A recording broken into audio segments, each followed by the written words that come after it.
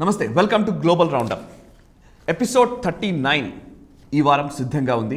వారంలో జరిగిన అంతర్జాతీయ పరిణామాలపై భారతీయ దృక్కోణంలో విశ్లేషించుకునే ఈ చర్చా కార్యక్రమంలో ప్రస్తుతం మనతో సిద్ధంగా ఉన్నారు అంతర్జాతీయ వ్యవహారాల నిపుణులు, విశ్లేషకులు మామిడి గిరిధర్ గారు. వారితో మాట్లాడి ఈ వారం జరిగిన వార్తాంశాలకు సంబంధించిన విశ్లేషణని తెలుసుకునే ప్రయత్నం చేద్దాం.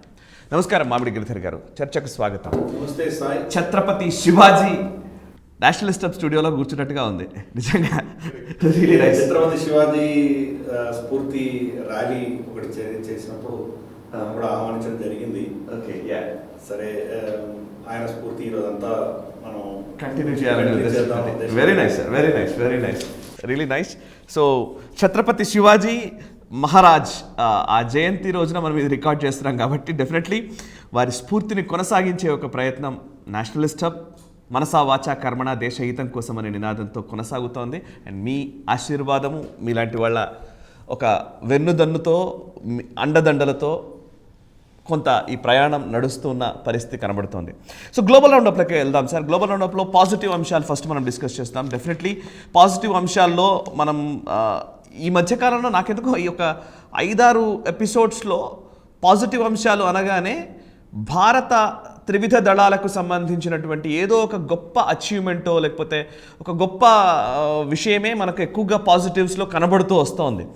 ఈ వారం కూడా అట్లాంటిదే ఒక వార్త కనబడుతోంది సార్. బేసికల్లీ ఈ హెల్మెట్స్ విషయంలో, ఆర్మీకి సంబంధించిన హెల్మెట్స్ విషయంలో ఎంకేయు లిమిటెడ్ అనే ఒక సంస్థ స్పెషల్ బుల్లెట్ ప్రూఫ్ బ్యాలిస్టిక్ హెల్మెట్ని సిక్కుల కోసం ప్రత్యేకంగా తయారు చేసింది. అఫ్కోర్స్ చాలా హెల్మెట్స్ ఉండొచ్చు, బట్ సిక్కుల కోసం వాళ్ళ తలపాగాకి సంబంధించి దాన్ని బేస్ చేసుకొని తయారు చేసిన ఈ హెల్మెట్ నిజంగా గొప్ప ఆవిష్కరణగానే కనబడుతోంది. చిన్న చిన్న ఐడియాసే ఎంత బాగా ఎఫెక్టివ్గా పనిచేస్తాయనడానికి ఇది నిదర్శనంగా చూసుకోవచ్చా? దీని గురించి మీరేం చెప్తారు? మన సిక్కు సోదరులు ఒక భారత సైన్యంలోనే కాదు, చాలా సైన్యాల్లో వాళ్ళు పనిచేస్తున్నారు. వాళ్ళు మనం చూస్తే కెనడా సైన్యంలో వాళ్ళు ఉన్నారు. ఇన్ఫ్యాక్ట్ గుర్మీత్ సింగ్ లాంటి వాళ్ళు, వాళ్ళ డిఫెన్స్ మినిస్టర్స్, వాళ్ళందరూ సిక్కులు చాలా ప్రామినెంట్గా ఉన్నారు. అలాగే మనకు చూస్తే ఇక్కడ దీంట్లో కూడా మన బ్రిటన్లో, యూకేలో, అలాగే ఫ్రాన్స్, ఇటువంటి కొన్ని దేశాల్లో సిక్కు సోదరులు ఉండడం, అమెరికాలో ఉన్నారు. వాళ్లకు ఆర్మీ రూల్స్ ప్రకారం వాళ్ళు పగిడీలు తీసేయవలసిన కొంతమంది పర్మిట్ చేశారు. ఇటువంటి చాలా ఉన్నాయి అక్కడ. కానీ దానికి భిన్నంగా పగిడీ వేసుకున్నటువంటి సర్దార్లని మన ఆ సైన్యంలో వాళ్ళు పర్మిషన్ ఇస్తున్నాం. మనం ఎప్పటి నుంచో ఉంది సిక్ రెజిమెంట్ అనేది, చాలా కాలం నుంచి ఉన్నది. దానికి ఉన్న రూల్స్ ప్రకారం వాళ్ళు పగిడీ వేసుకోవచ్చు. కానీ పగిడీ వేసుకున్నంత మాత్రం వాళ్ళకి సెక్యూరిటీ లేదు కదా. బుల్లెట్లో ఏదో స్నైపర్సో తగిలినాయంటే కనుక సరే, బుల్లెట్ ప్రూఫ్ హెల్మెట్ కాకపోయినా కనీసం ఏదైనా గ్రెనేడ్ ఎక్స్ప్లోడ్ అయిందంటే వాళ్ళ తలలు సెక్యూర్డ్గా ఉండాలి కదా. అది లేని పరిస్థితుల్లో వాళ్ళు పాపం అందరూ ఎక్స్పోజ్ అయి ఉన్నారు. నిజంగా వాళ్ళకు సొల్యూషన్ అంటే ఇంతవరకు ఎవరు ఇవ్వలేదు. వాళ్ళకు కష్టపడి వాళ్ళు మామూలు హెల్మెట్లే ధరించి వాళ్ళ జుట్టుని ఏదో అడ్జస్ట్ చేసుకుని ఇటువంటి తంటాలు పడేవాళ్ళు వాళ్ళు పాపం. లేదంటే వాళ్ళు వేసుకునేవాళ్ళు కాదు. ఇప్పుడు ఎంకేయు లిమిటెడ్ అన్న కంపెనీ భారతదేశంలో దాన్ని వాళ్ళకి ప్రత్యేకంగా ఒక హెల్మెట్ని ఈ పగిడీలో సరిపోయే దీంట్లో ఆ పద్ధతిలో వాళ్ళు తయారు చేశారు. దీని ప్రత్యేకతలు అనగా మనం చూసామంటే ఆల్ వెదర్ ప్రూఫ్. ఓకే, ఎండాకాలం కావచ్చు, చలికాలం కావచ్చు, వర్షాకాలం కావచ్చు, తట్టుకునేటువంటి కెపాసిటీ, యాంటీ అలర్జిక్, అది వేసుకుంటే ఎటువంటి అలర్జీ రాదంటున్నారు. అటువంటి మెటీరియల్ తీసుకొచ్చారు. అల్ట్రా లైట్, అన్నిటికంటే చాలా లైట్గా ఉంటుంది అది. అలాగే యాంటీ ఫంగల్, ఫంగస్ పట్టదు, దానికి వర్షంలో వదిలేసినా అది ఏమీ అవ్వదు. Chemical safe. తర్వాత no drill, no holes, no bolts. No drill, కన్నం లేదు దాంట్లో, బోల్ట్స్ లేవు, కన్నాలు కొట్టలేదు, అంటే ఒక సీమ్లెస్గా తయారు చేశారు. చాలా అద్భుతమైన ఆవిష్కరణ ఇది. ఇవన్నీ ఉంటే కనుక మళ్ళీ క్రాక్స్ వచ్చి దాంట్లో ఏదో లీక్ అయ్యేటువంటి ప్రమాదం ఉంది. ఏమీ లేకుండా దాన్ని సీమ్లెస్గా తయారు చేసినటువంటి హెల్మెట్ ఇది. చాలా అద్భుతమైన ఆవిష్కరణ ఇది. దీని గురించి ఇన్ఫ్యాక్ట్ వాళ్ళు ట్వీట్ చేసిందో, వాళ్ళు వాళ్ళ వెబ్సైట్లో పెట్టిందో, దీని కూడా పెద్ద ఆదరణ లేదు. అంటే ప్రజలకు తెలియట్లేదు, దాని గురించి ఎవరు మాట్లాడడం లేదు. నిజంగా ఇటువంటి ఆవిష్కరణ. ఇంకా వీళ్ళు ఏం చేశారంటే దీనికి సంబంధించి ఈ కంపెనీ పేరే ఎం కుమార్ ఉద్యోగ్. ఎంకేయు ఎం కుమార్ ఉద్యోగ్. అసలు ఈ పేరు కూడా ఎవరు వినుండరు. మన పెద్ద అంబానీ అదానీ అని చెప్పేసి వీళ్ళు గగ్గోలు పెట్టి అరుస్తున్నారే. గ్రౌండ్ లెవెల్లో ఎటువంటి ఇన్నోవేషన్ జరుగుతున్నది, మన స్టార్టప్ కంపెనీసు, మన స్మాల్ మీడియం ఎంటర్ప్రైజెస్ ఇవన్నీ ఎటువంటి ఆవిష్కరణలు చేస్తున్నాయి. ఇన్ఫ్యాక్ట్ ఆ కంపెనీ వెబ్సైట్లో వెళ్ళి చూస్తే కనుక వాళ్ళు తయారు చేసిన హెల్మెట్లు ఏవైతే ఉన్నాయో అద్భుతమైన ఆప్షన్స్ తీసుకొచ్చారు వాళ్ళు. మొత్తం నోరు దగ్గర మొత్తం కవర్ చేసి కళ్ళకు మాత్రమే ఉన్నటువంటి వైజర్ ఉన్నటువంటి హెల్మెట్, కెమెరాలు ముందు వెనకాల 2 కెమెరాస్. అంటే మీరు ముందుకు వెళ్తుంటే వెనకాల ఎవరి నుంచి వస్తున్నారు కూడా మీ వైజర్లో చూడొచ్చు. అటువంటి టెక్నాలజీని వాళ్ళు తీసుకొచ్చారు. ఎక్కడి నుంచో ఇంపోర్ట్ కాదు, భారతదేశంలో జరుగుతున్నది. దీని గురించి తెలుసుకోవాలి కదా, ఎంత అద్భుతమైన ఇన్నోవేషన్ ఇది. కరెక్ట్. అంటే బేసికలీ మీడియాకు ఇట్లాంటి వార్తలు అవసరం లేదు, అండ్ ప్రజలకు ఆసక్తి లేదు అనే ఒక చెత్త అభిప్రాయం మీడియాలో కూడా ఉంది. సో సమస్య ఏంటంటే ఇట్లాంటి ఆవిష్కరణలు రానవసరం లేదనుకుంటారు మీడియా ప్రతినిధులు, దాని గురించి పెద్దగా ఆలోచించారు, పట్టించుకోరు. ప్రజలకు చేరవేసే బాధ్యతాయుతమైన పొజిషన్లో ఉన్న వాళ్ళు చేయనప్పుడు నేషనల్ స్టెబిలిటీ డెఫినెట్లీ మీలాంటి విశ్లేషకులు పుట్టుకొస్తారు definitely. Thank you very much sir ఇట్లాంటి వార్తల మీద విశ్లేషణ ఇస్తున్నట్టు. ఇన్ఫ్యాక్ట్ మనం గ్లోబల్ రౌండప్లో గత కొన్ని వారాలుగా మనం మాట్లాడుతున్న పాజిటివ్ అంశాలు, ప్రతి వారం మనం మాట్లాడిన పాజిటివ్ అంశాలు ఒక క్యాప్సూల్గా చేస్తే కూడా అసలు ఇన్ని జరుగుతున్నాయి అసలు. అది it's a great Indian development story. అది మన ఇన్నోవేషన్కి, మన టెక్నాలజీకి, మనకు జరుగుతున్నటువంటి మేక్ ఇన్ భారత్, వీటన్నిటికీ కూడాను ఆత్మనిర్భర్ భారత్కి ఇదంతా కూడా ఒక తార్కాణం. మనం ప్రతి వారం 1-2 మనం ఆవిష్కరిస్తున్నాం. ఇదే అసలు ఒక పెద్ద మేజర్ సక్సెస్ స్టోరీ. దాని గురించి అసలు బహుశా ప్రభుత్వ రంగం సంబంధించిన వాళ్ళు లేకపోతే వాళ్ళ పార్టీ పరంగానో వాళ్ళు యాక్చువల్గా ప్రచారం చేసుకోవాలి. ఇది పార్టీకి అతీతంగా మన దేశంలో ఏం జరుగుతుందో చెప్తున్నాం మనం. కానీ it's a wonderful move that is happening in the. వాళ్ళకు అవసరం లేదు ఇప్పుడు, వాళ్ళకి బేసికలీ పార్టీలకు కూడా మీరు తిట్టారా నేను తిట్టారా అనుకుంటున్నారు, కానీ అసలు మేము ఏం చేసామో చెప్పాలంటే మళ్ళీ వెనక్కి తిరిగి చూసుకునే పరిస్థితిలోనే నాయకులు కూడా ఉన్నారు కాబట్టి. రైట్ సార్, నెక్స్ట్ అంశంలోకి వెళదాం. సింగపూర్ ఎయిర్ షోలో తేజస్ యుద్ధ విమానాన్ని అక్కడ ప్రదర్శించడం జరిగింది. చాలా అద్భుతమైన రివ్యూస్ కూడా రావడము, అండ్ పాకిస్తాన్కి సంబంధించిన JF-17 ప్రదర్శించారు. బట్ ప్రదర్శన మాత్రమే జరిగింది, దాన్ని ఇంకా ఎయిర్ షోలో దాన్ని ఇన్వాల్వ్ చేయలేదు అని వింటూ ఉన్నాం. ఈ సింగపూర్ ఎయిర్ షోలో తేజస్కి సంబంధించిన ఇంపార్టెన్స్ని లేదా దాని ప్రాధాన్యతని ఎట్లా మీరు ఎక్స్ప్లెయిన్ చేస్తారు? ఏవైనా కానీ కొత్త ఆవిష్కరణ అంటూ మీరు చేశారంటే ప్రపంచవ్యాప్తంగా మీరు దాన్ని డెమాన్స్ట్రేట్ చేయగలగాలి. ఇగో మేము చేశామని చెప్పగలగాలి. ప్రపంచం అంతా మిమ్మల్ని యాక్సెప్ట్ చేయాలి. యాక్సెప్ట్ చేయకపోతే దానికి ఘనత ఏముండదు. మేము ఏదో చేసాం, చాలా గొప్పది, మా దగ్గర ఉంది, మేము దాచిపెట్టాం, మీకు చూపించామంటే దానివల్ల ఏం లాభం లేదు. చైనా అదే చేస్తోంది. JF-20 వాళ్ళు ఏదో తీసుకొచ్చారో 5th జనరేషన్ చెప్తున్నారు. నిజంగా 5th జనరేషన్ మీరు డెమాన్స్ట్రేట్ చేయండి, అందరి ముందర తీసుకొచ్చి చూపించండి. నిజంగా మీకు 5th జనరేషన్ కెపబిలిటీ ఉందా? 5th జనరేషన్ అంటే మీకు స్టెల్త్ చాలా విపరీతంగా ఉండాలి. రెడార్ చిక్కకుండా ఉండేటువంటి టెక్నాలజీ మీ దగ్గర ఎక్కడ ఉంది? అమెరికా నుంచి కాపీ తెచ్చుకున్నారు మీరు, కాబట్టి ఈజీగా దొరికిపోతుంది. ఇన్ఫ్యాక్ట్ అమెరికన్ రెడార్స్ క్యాచ్ చేస్తున్నాయి. JF-20 అనేది కానే కాదు. అది ఎప్పుడు కూడాను ఇంకొక ఎయిర్క్రాఫ్ట్ తోటి వాళ్ళు కాంపిటీషన్గా ఎప్పుడు చూపించలేదు వాళ్ళు. JF-17 పరిస్థితి అది. JF-17 వచ్చి 4th జనరేషన్ ఎయిర్క్రాఫ్ట్. అది మన తేజస్ కూడా 4th జనరేషన్ ఎయిర్క్రాఫ్టే మనది. 4th జనరేషన్ ఎయిర్క్రాఫ్ట్ కంపీట్ చేస్తున్న JF-17 వాళ్ళు గత సంవత్సరం కూడా దుబాయ్ ఎయిర్ షోలో వాళ్ళు చూపించారు, కానీ ఓన్లీ అక్కడ డిస్ప్లేలో పెట్టారు. దాన్ని ఆకాశంలో తీసుకువెళ్ళి మనతోటి కంపీట్ చేసి చూపించలేదు వాళ్ళు. నిజంగా రేపు యుద్ధం అంటూ వస్తే కనుక అది కేపబుల్ కాదా అన్నది ప్రశ్నార్థకం. అది నిజంగా అది పనికొస్తుందా లేదో తెలియదు. అటువంటిది వీళ్ళు మేము ఇండోనేషియాకి అమ్ముతున్నాము, మలేషియాకి అమ్ముతున్నాము, అర్జెంటీనాకు అమ్ముతున్నాము అని చెప్పి ప్రగల్భాలు పలుకుతున్నారు వీళ్ళు. వాళ్ళ పరిస్థితి చూస్తే దీన్ని ఎప్పుడు డెమాన్స్ట్రేట్ చేసిన దాఖలాలు లేవు. ఇప్పుడు మార్కెట్లోకి మనం తేజస్ వచ్చింది. మనం గత నెలలో బ్రహ్మోస్ మిసైల్స్ అమ్మాం ఫిలిప్పైన్స్కి. ఇప్పుడు తేజస్ కూడా మార్కెట్లో మనం ఆఫర్ ఇస్తున్నాం. మన నావికాదళం ప్రస్తుతానికి దాని గురించి ఇంకా డెవలప్మెంట్ జరుగుతున్నాయి, కానీ ఎయిర్ ఫోర్స్కి మాత్రమే పరిమితం అయి ఉంది ఇప్పుడు మన తేజస్. నేవల్ వర్షన్ అన్నది ఇంకా డెవలప్మెంట్ స్టేజ్లో ఉంది, రాలేదు అది. But at least air force version అయినా మనం ఆఫర్ ఇవ్వడానికి సిద్ధంగా ఉన్నాం. ఈజిప్ట్ లాంటి దేశాలు, ఇండోనేషియా, మలేషియా లాంటి దేశాలు దాన్ని క్రిటికల్గా ఎగ్జామిన్ చేస్తున్నాయి. JF-17 మాత్రం మేము తీసుకోము అని ఈ దేశాలు కొన్ని చెప్పాయి. ఓకే, బహుశా మనకు టర్కీకి ఉన్నటువంటి ఎయిర్క్రాఫ్ట్ ఒకటి, మన తేజస్ 2 కంపీట్ చేస్తూ ఉండొచ్చు. సింగపూర్ ఎయిర్ షోలో మాత్రం ఈ డెమాన్స్ట్రేషన్ అనేది అందరూ చాలా అద్భుతంగా దీన్ని తిలకించారు. పెద్ద వండర్ఫుల్ రివ్యూస్ వచ్చాయి. ఇన్ఫ్యాక్ట్ మన ఎయిర్ ఫోర్స్ దాన్ని ట్వీట్ చేయడం కూడా డైమండ్ ఇన్ ద స్కైస్, ఒక వజ్రం ఆకాశంలో ఉన్నది అని చూపించారు. చాలా అద్భుతమైన విన్యాసాలు చేశారు వాళ్ళు. అన్ఫార్చునేట్లీ వీళ్ళేం చేయలేదు. ఇన్ఫ్యాక్ట్ ఇప్పుడే కాదు, వాళ్ళు ప్రతిసారి భారతదేశం ఏ ఎయిర్ షోస్లో మనం పార్టిసిపేట్ చేసామో అప్పుడంతా కూడాను JF-17 తప్పించుకున్నారు వాళ్ళు.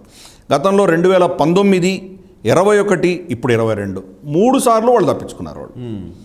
అంతకంటే 2019లో అయితే వాళ్ళు భారతదేశం ఎంట్రీ ఉందని తెలియగానే వాళ్ళు విత్డ్రా కూడా అయ్యారు వాళ్ళు. అంటే వాళ్ళ కెపాసిటీ ఏంటో మనకు అర్థమవుతుంది. అందుకని ఇది మనకు ఒక పెద్ద గ్రేట్ సక్సెస్. ఇంటర్నేషనల్గా 4th జనరేషన్లో ఇంత కేపబిలిటీ మనం తీసుకొచ్చాం. సరే, దాని కాంపోనెంట్స్ మనం కొన్ని బయట నుంచి తెచ్చుకుంటున్నాం. ఫర్ ఇన్స్టెన్స్ దాని ఇంజన్ మనం బయట నుంచి తెచ్చుకుంటున్నాము, జనరల్ ఎలక్ట్రిక్ వాళ్ళ మోటార్స్ నుంచి తెచ్చుకుంటున్నాము. బట్ స్టిల్ భారతదేశంలో 2017లో తీసుకొచ్చింది ఈరోజు మన ఆర్మీకి మెయిన్ స్టే కాబోతున్నది. ఎక్స్పోర్ట్ కూడా చేయడానికి సిద్ధంగా ఉన్నాం. Major success for us. Correct. మన అవసరాల కోసమే కాదు, మనం బయటకి ఎక్స్పోర్ట్ చేసే స్థాయికి వెళ్ళడం అనేది కూడా చాలా అవసరం. అది పురోగతి అనే మనం అర్థం చేసుకోవాలి. రైట్ సార్, ఇంకొక అంశం, సౌదీ అరేబియాకి సంబంధించిన సైన్యాధ్యక్షుడు ఫహాద్ బిన్ అబ్దుల్లా భారత్లో పర్యటించడం 75 సంవత్సరాల స్వతంత్ర భారతంలో తొలిసారి. అంటే అఫ్కోర్స్ సౌదీ అరేబియా నుంచి వచ్చిన సైన్యాధ్యక్షుడిగా ఈయనే చరిత్ర సృష్టించారంటున్నారు. జనరల్ నరవాణేతో ఆయన దిగిన ఫోటో ఈరోజు చాలా సంచలనం సృష్టిస్తోంది. సో అఫ్కోర్స్ ఆ ఫోటో ఎప్పుడు చూసినా ఒక ఆనందమే వస్తుంటుంది. ఆ నియాజీ ఎలాగైతే మనకు మోకరిల్లిన పరిస్థితి, ఆయన మనకు లొంగిపోయిన లొంగుబాటు ప్రకటించిన ఆ ఫోటోని భారత సైన్యం ఎప్పుడూ కూడా ఒక గర్వించదగ్గ పరిణామంగా చూస్తూ ఉంటుంది. బట్ ఆ ఫోటో ముందు సౌదీ అరేబియా సైన్యాధ్యక్షుడు కూర్చోవడం, ఈ మొత్తం దాని గురించి ఒకసారి మీరు ఎక్స్ప్లెయిన్ చేస్తారా సార్?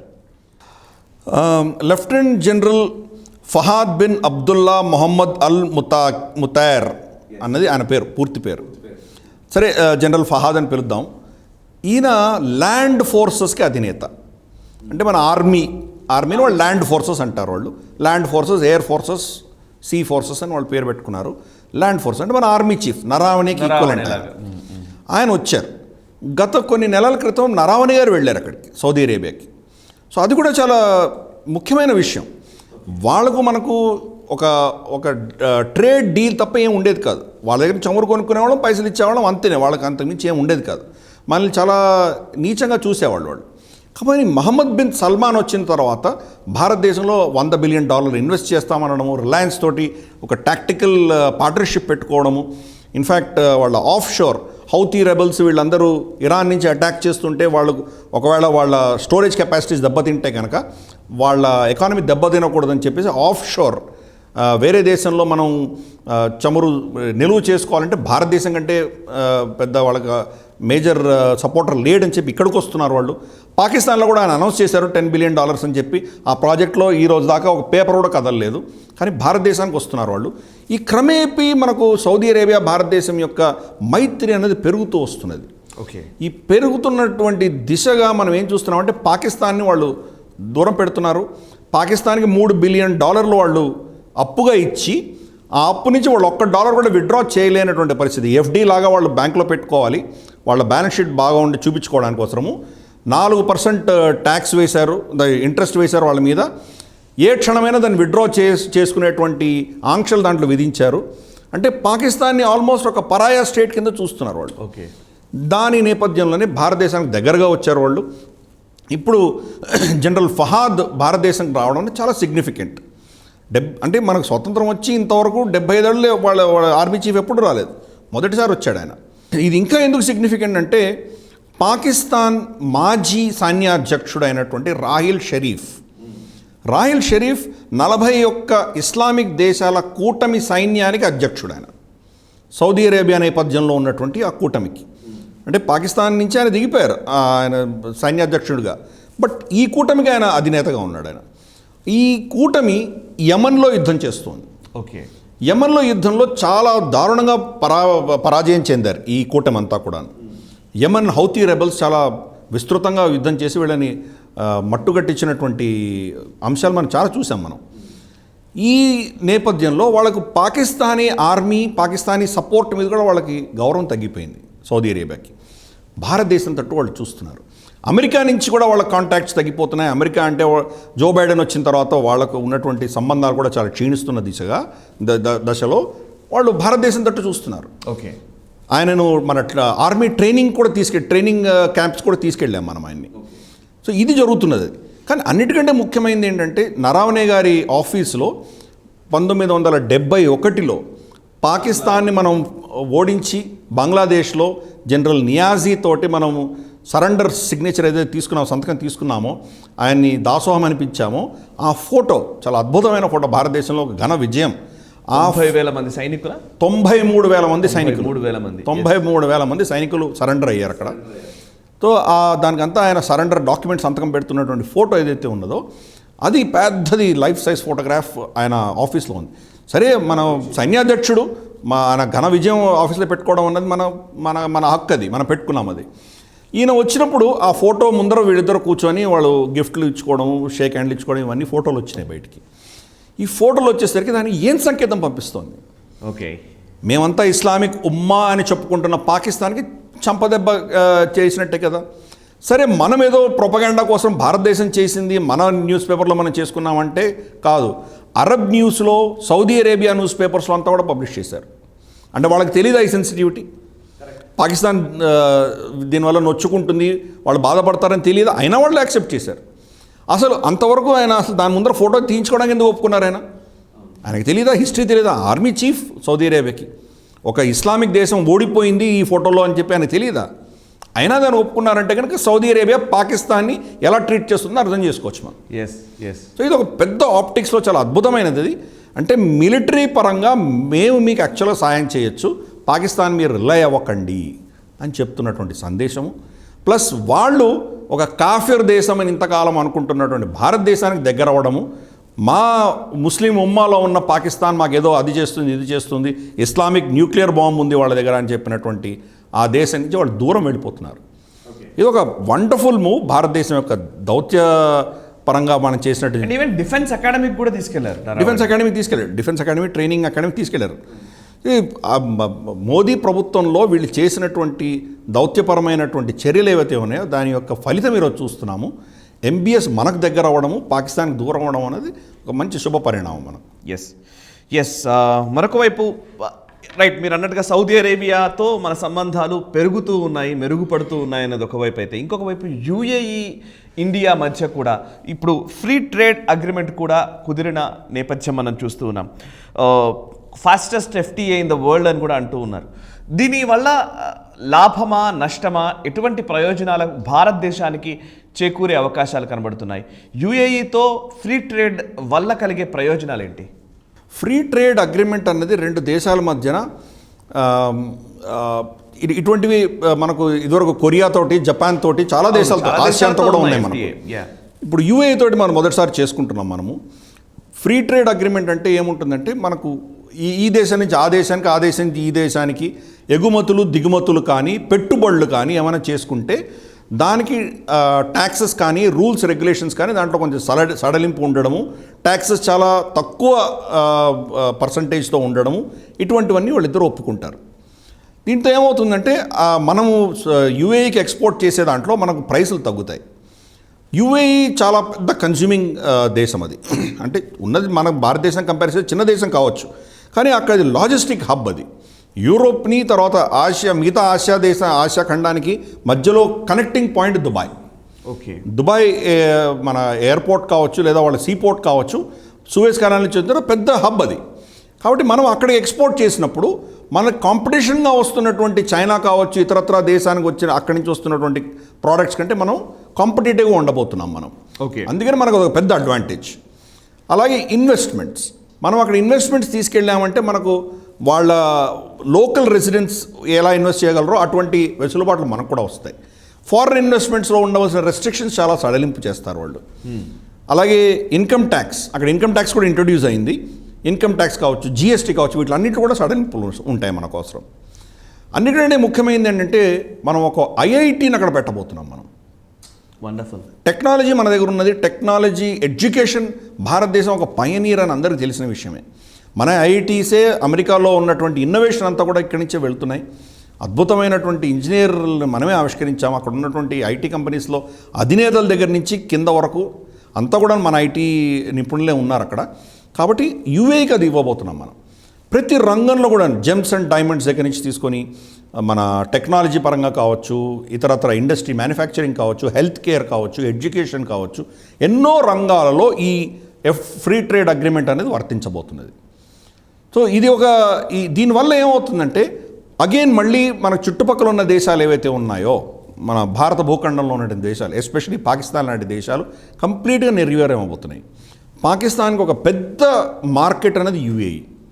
ఇప్పుడు భారతదేశం నుంచి వెళ్ళే ప్రోడక్ట్ అంతకంటే చీప్గా ఉండబోతోంది. కాబట్టి వాళ్ళ పరిస్థితి ఇప్పుడే క్షీణించింది. వాళ్ళ పరిస్థితి ఏమవబోతోంది. అఫ్కోర్స్ మన కాంపిటీషన్ పాకిస్తాన్ కాదు. మన ప్రేక్షకులు కూడా చాలామంది చెప్పారు పాకిస్తాన్ ఎందుకు కంపేర్ చేస్తున్నారని చెప్పారు. కరెక్ట్, అది మనం కంపేర్ చేయడం జస్ట్ జనరల్గా మాడుతున్నాం మనం. చైనా నుంచి వచ్చేటువంటి కాంపిటీషన్, నేను అక్కడ యూఏలో పనిచేసినప్పుడు కాస్ట్ ప్రైస్ కంటే తక్కువలో అమ్మేవాళ్ళు వాళ్ళు సబ్సిడైజ్ చేసి చైనా గవర్నమెంట్ మిగతా కాంపిటీషన్ చంపేసేవాళ్ళు దాన్ని మార్కెట్ క్యాప్చర్ చేయడానికి కోసం. దాన్ని తట్టుకోవాలంటే మనకి ఇట్లాంటి ఫ్రీ ట్రేడ్ అగ్రిమెంట్ అనేది చాలా ముఖ్యమైనది.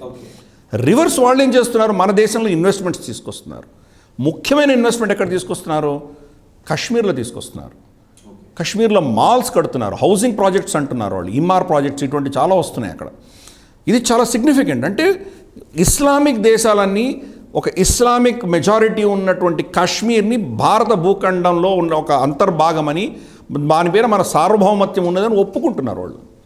ఇంతకంటే ఆప్టిక్స్ మనకేం కావాలి? ఆప్టిక్సే కాదు, నాట్ జస్ట్ ఆప్టిక్స్, యాక్చువల్గా వాళ్ళు you put your money where your mouth is అని అంటాను కదా. పర్ఫెక్ట్. అవును, నేను ఏం చెప్తున్నానో అక్కడ నన్ను ధనం కూడా పెట్టడానికి సిద్ధంగా ఉన్నామని వాళ్ళు డెమాన్స్ట్రేట్ చేస్తున్నారు. ఇది ఒక వండర్ఫుల్ రిలేషన్షిప్ ఈ దేశం రెండిట్లో. 800 పేజీల పైబడినటువంటి ఈ డాక్యుమెంట్ని 80-85 రోజుల్లో ఫైనలైజ్ చేయగలిగారు. ఇది పీయూష్ గోయల్ గారు చెప్పారు. పీయూష్ గోయల్ గారు సంతకం పెట్టారు, అలాగే వాళ్ళ కామర్స్ మినిస్టర్ సంతకం పెట్టారు. వర్చువల్గా జరిగినటువంటి ఈ మీటింగ్లో మోదీ గారు కూడా ఉన్నారు, అలాగే వాళ్ళ క్రౌన్ ప్రిన్స్ నహియాన్ కూడా ఉన్నారు.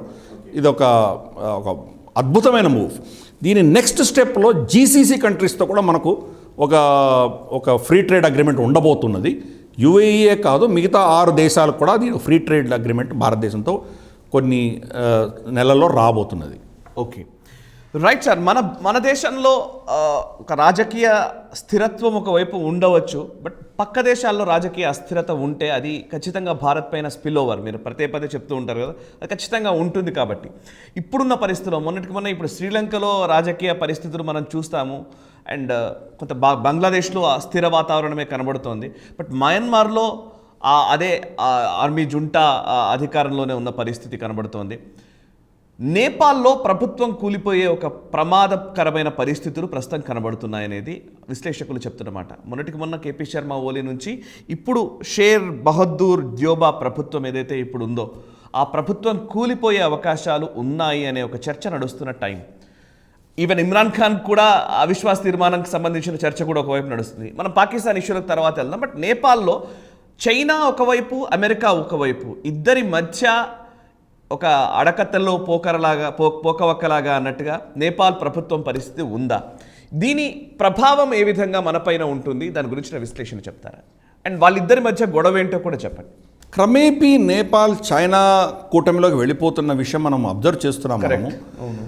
మోదీ గారు 2 సార్లు వెళ్ళి వచ్చారు. అయినా కానీ చైనా యొక్క ఇన్వెస్ట్మెంట్స్, వాళ్ళు చేసినటువంటి అక్కడ ఎన్జిఓలను వాడుకోవడము, అక్కడ ఉన్నటువంటి కమ్యూనిస్ట్ పార్టీలను వాడుకోవడం, దీంతో క్రమేపీ అది మొత్తం చైనా కబ్జాలోకి వెళ్ళిపోతుంది. అది కమ్యూనిస్ట్ పార్టీ కేపీ శర్మ ఓలీ ఎవరైతే దాన్ని పరిపాలించారో ప్రైమ్ మినిస్టర్గా, అంతా కూడా కమ్యూనిస్ట్ పార్టీ అయినా.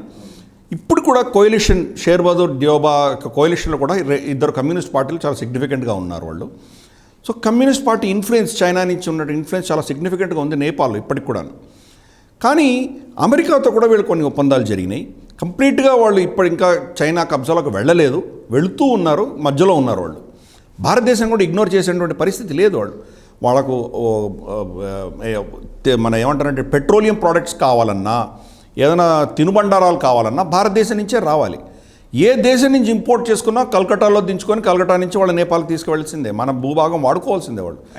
ల్యాండ్ లాక్డ్ కంట్రీ కాబట్టి వాళ్ళకి గతి లేదు. చైనా నుంచి తెప్పించుకుంటామంటే చైనా కొండని, హిమాలయాలు, ఎవరెస్ట్ లాంటి శిఖరాలు దాటి వాళ్ళు టిబెట్లోకి ఎంటర్ అయినా అటుపక్కనంతా టిబెట్ ఒక పెద్ద డెజర్ట్, గోబీ డెజర్ట్. నిజంగా ఒకటి చంగ్డు గింగ్డు ఎక్కడి నుంచో వాళ్ళు షాంఘాయ్ నుంచి తీసుకురావాలంటే చాలా దూరం అది. అవును. భారతదేశం నుంచి తెచ్చుకున్న ప్రోడక్ట్ 10 రూపాయలు అయితే అక్కడి నుంచి తెచ్చుకున్న ప్రోడక్ట్ 200-300 రూపాయలు ధర చేస్తుంది అది. కాబట్టి భారతదేశాన్ని విస్మరించలేరు వాళ్ళు. అమెరికాతోటి వీళ్ళకి ఒప్పందాల ప్రకారం 2017లో MCC అగ్రిమెంట్ ఒకటి చేసుకున్నారు వీళ్ళు. ఓకే. దాని పేరు మిలేనియం ఛాలెంజ్ కార్పొరేషన్ ఒక అగ్రిమెంట్ చేసుకున్నారు. దీని ప్రకారం అమెరికా అక్కడ ఇన్వెస్ట్మెంట్ చేయవలసింది, అక్కడ వాళ్ళ పవర్ ప్రాజెక్ట్స్ కావచ్చు, ట్రాన్స్మిషన్ లైన్స్ కావచ్చు, ఇటువంటివన్నీ ఇన్ఫ్రాస్ట్రక్చర్ డెవలప్ చేయడానికి వాళ్ళు ఒప్పుకున్నారు వాళ్ళు. కాకపోతే దాన్ని వాళ్ళ పార్లమెంట్ రాటిఫై చేయాలి ఈ ఒప్పందాన్ని. అమెరికా మీద ఇన్వెస్ట్మెంట్ చేయడానికి సిద్ధంగా ఉన్నారు, ఆల్రెడీ అగ్రిమెంట్స్ అయిపోయినాయి, అన్నీ ఉన్నాయి. రాటిఫికేషన్ కోసం వాళ్ళు వెయిట్ చేస్తున్నారు. రాటిఫికేషన్ ఇక్కడ అవ్వడం లేదు. ఎందుకంటే చైనా వీళ్ళ మీద ప్రెషర్ తీసుకొస్తోంది. అమెరికా వచ్చి వాళ్ళ BRI స్కీమ్ని ఎక్కడ దెబ్బ కొడుతుందో అని భయంతో వాళ్ళు పాలిటిక్స్ని ఇన్ఫ్లుయెన్స్ చేసి పొలిటికల్ పార్టీస్ని దీనికి వ్యతిరేకంగా ఉండేలాగా వాళ్ళు ప్రయత్నాలు చేస్తున్నారు. అలాగే NGOs నార్మల్గా ప్రతి దేశంలో జరుగుతున్న దౌర్భాగ్యమే ఇది. మన దేశంలో కూడా కూడంకులంలో మనం చూసాము. అలాగే NGOలకు వాళ్ళు విపరీతంగా ధనం పంపించి వాళ్ళని దేశానికి వ్యతిరేకంగా, ఈ ప్రపోజల్కి వ్యతిరేకంగా ధర్నాలు చేస్తున్నారు. కాఠ్మండు ఇతరత్ర చాలా దగ్గర ఇటువంటి ధర్నాలు జరుగుతున్నాయి. విపరీతంగా అక్కడ ఏమంటారంటే అస్థిరత అన్నది తీసుకొచ్చారు వాళ్ళు. ఓకే.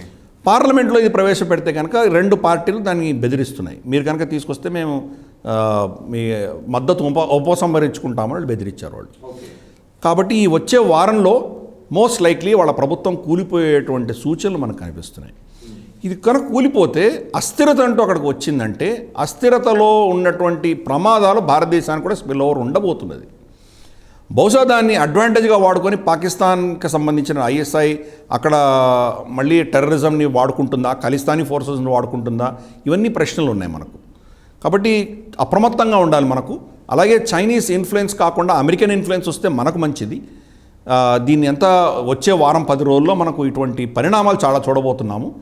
కానీ మన ఇంటెలిజెన్స్ బ్యూరో కావచ్చు, మన ఇతరత్ర యంత్రాంగం కూడా అప్రమత్తంగా అయితే ఉన్నది. కానీ మనం అంతకు మించి ఆ దేశంలో ఇన్వాల్వ్ అయ్యి చేయగలిగింది మనకు లిమిటెడ్ కెపాసిటీ ఉంది. కాబట్టి కమ్యూనిస్ట్ పార్టీ ఉన్నంత వరకు ఒక ప్రమాద సూచిగానే మనం చూడాలి దీన్ని. రైట్. ఇక మనం గత వారం కూడా డిస్కస్ చేసాం ఉక్రెయిన్ రష్యా కాన్ఫ్లిక్ట్కి సంబంధించి. యుద్ధ వాతావరణం ఇంకా కొనసాగుతూనే ఉంది. ఈ వారంలోని తాజా డెవలప్మెంట్స్కి సంబంధించి మీ విశ్లేషణ ఏంటి? ఉక్రెయిన్ రష్యా మధ్య జరుగుతున్న ఈ దీన్ని ఏమంటారంటే బేసికలీ బైడెన్ తప్పిదాల వల్లనే ఇంత సమస్య పెరుగుతూ వస్తుందా రోజు రోజుకు అనేది ఒక ముఖ్యమైన అంశం చర్చలో ఉన్నది. మీరేం చెప్తారు? బైడెన్ రోజుకో స్టేట్మెంట్ ఇస్తున్నారు ఆయన. మొదటేమో ఈ వారం గత వారంలో బుధవారంకంతా రష్యా అటాక్ చేసేస్తుందని ఒక డేట్ పెట్టేశాడు ఆయన. ఓకే. తర్వాత బుధవారం ఏం అటాక్ అవ్వలేదు కాబట్టి ఏమైంది అని వీళ్ళు రిపోర్టర్స్ ప్రశ్నిస్తే కొద్ది రోజులు అవుతుంది అని చెప్పారు ఆయన. మళ్ళీ కొన్ని రోజుల తర్వాత ఏమైంది, మీరు చెప్పారు కదా ఏం అవ్వలేదే అని రష్యా అక్కడి నుంచి సైన్యాన్ని వెనక్కి తీసుకెళ్తున్నట్టు కనిపిస్తోంది మాకు, దీన్ని ఏమంటారు అంటే ఆయన దానికి ఏమన్నారంటే ఎప్పుడైనా జరగవచ్చు, ఏమైనా చేయవచ్చు రష్యా అని మళ్ళీ ఇంకో మాట, రోజుగా మాట చెప్తున్నాడు ఆయన. ఇన్ఫ్యాక్ట్ జెలెన్స్కీ ఎవరైతే ఉన్నారో, మన యుక్రెయిన్ ప్రెసిడెంట్ ఎవరైతే ఉన్నారో అతనే యుద్ధం రాదు అని చాలా రోజులుగా చెప్పాడు అతను. ఓకే. అమెరికా ఎప్పుడైతే ఇంత ప్రెషర్ పెట్టడం మొదలుపెట్టిందో అప్పుడు బహుశా యుద్ధం వస్తుందేమో అని అతను కూడా చెప్పడం మొదలెట్టాడు. దీనితో అక్కడ పరిస్థితి ఏముందంటే, అంటే జో బైడెన్ ప్రతి ఫారెన్ పాలసీలో ఫెయిల్ అవుతూ వస్తూ ప్రతి అంశంలో ఆయన ఆయన చేసినటువంటి డెసిషన్స్ అన్నీ కూడాను ఫ్లాప్ అవ్వడంతో ఎక్కడో సక్సెస్ చూపించాలి కాబట్టి యుక్రెయిన్లో చూపించే దిశగా ఆయన ప్రయత్నం చేస్తున్నారు. ఇప్పుడు రష్యా విత్డ్రా చేసిందంటే చూడు మేము వాళ్ళ మీద ప్రెషర్ పెట్టాం కాబట్టి వెళ్ళిపోయారని చెప్పుకోవచ్చు. అవును, మా ఒత్తిడి వల్లే వెళ్ళిపోయారని చెప్పుకోవచ్చు. యుద్ధం చేస్తే చూడు మేము చెప్పాము యుద్ధం చేస్తున్నాడు కాబట్టి మేము చెప్పింది కరెక్ట్ అని వాళ్ళు చెప్పొచ్చు. 2 విధాలా మేమే కరెక్ట్ అని చెప్పుకునేటువంటి ప్రయత్నం ఆయన చేస్తున్నారు. కానీ వ్లాడిమిర్ పుటిన్ ఈయనకు మించిన తలదన్నేటువంటి వ్యక్తి.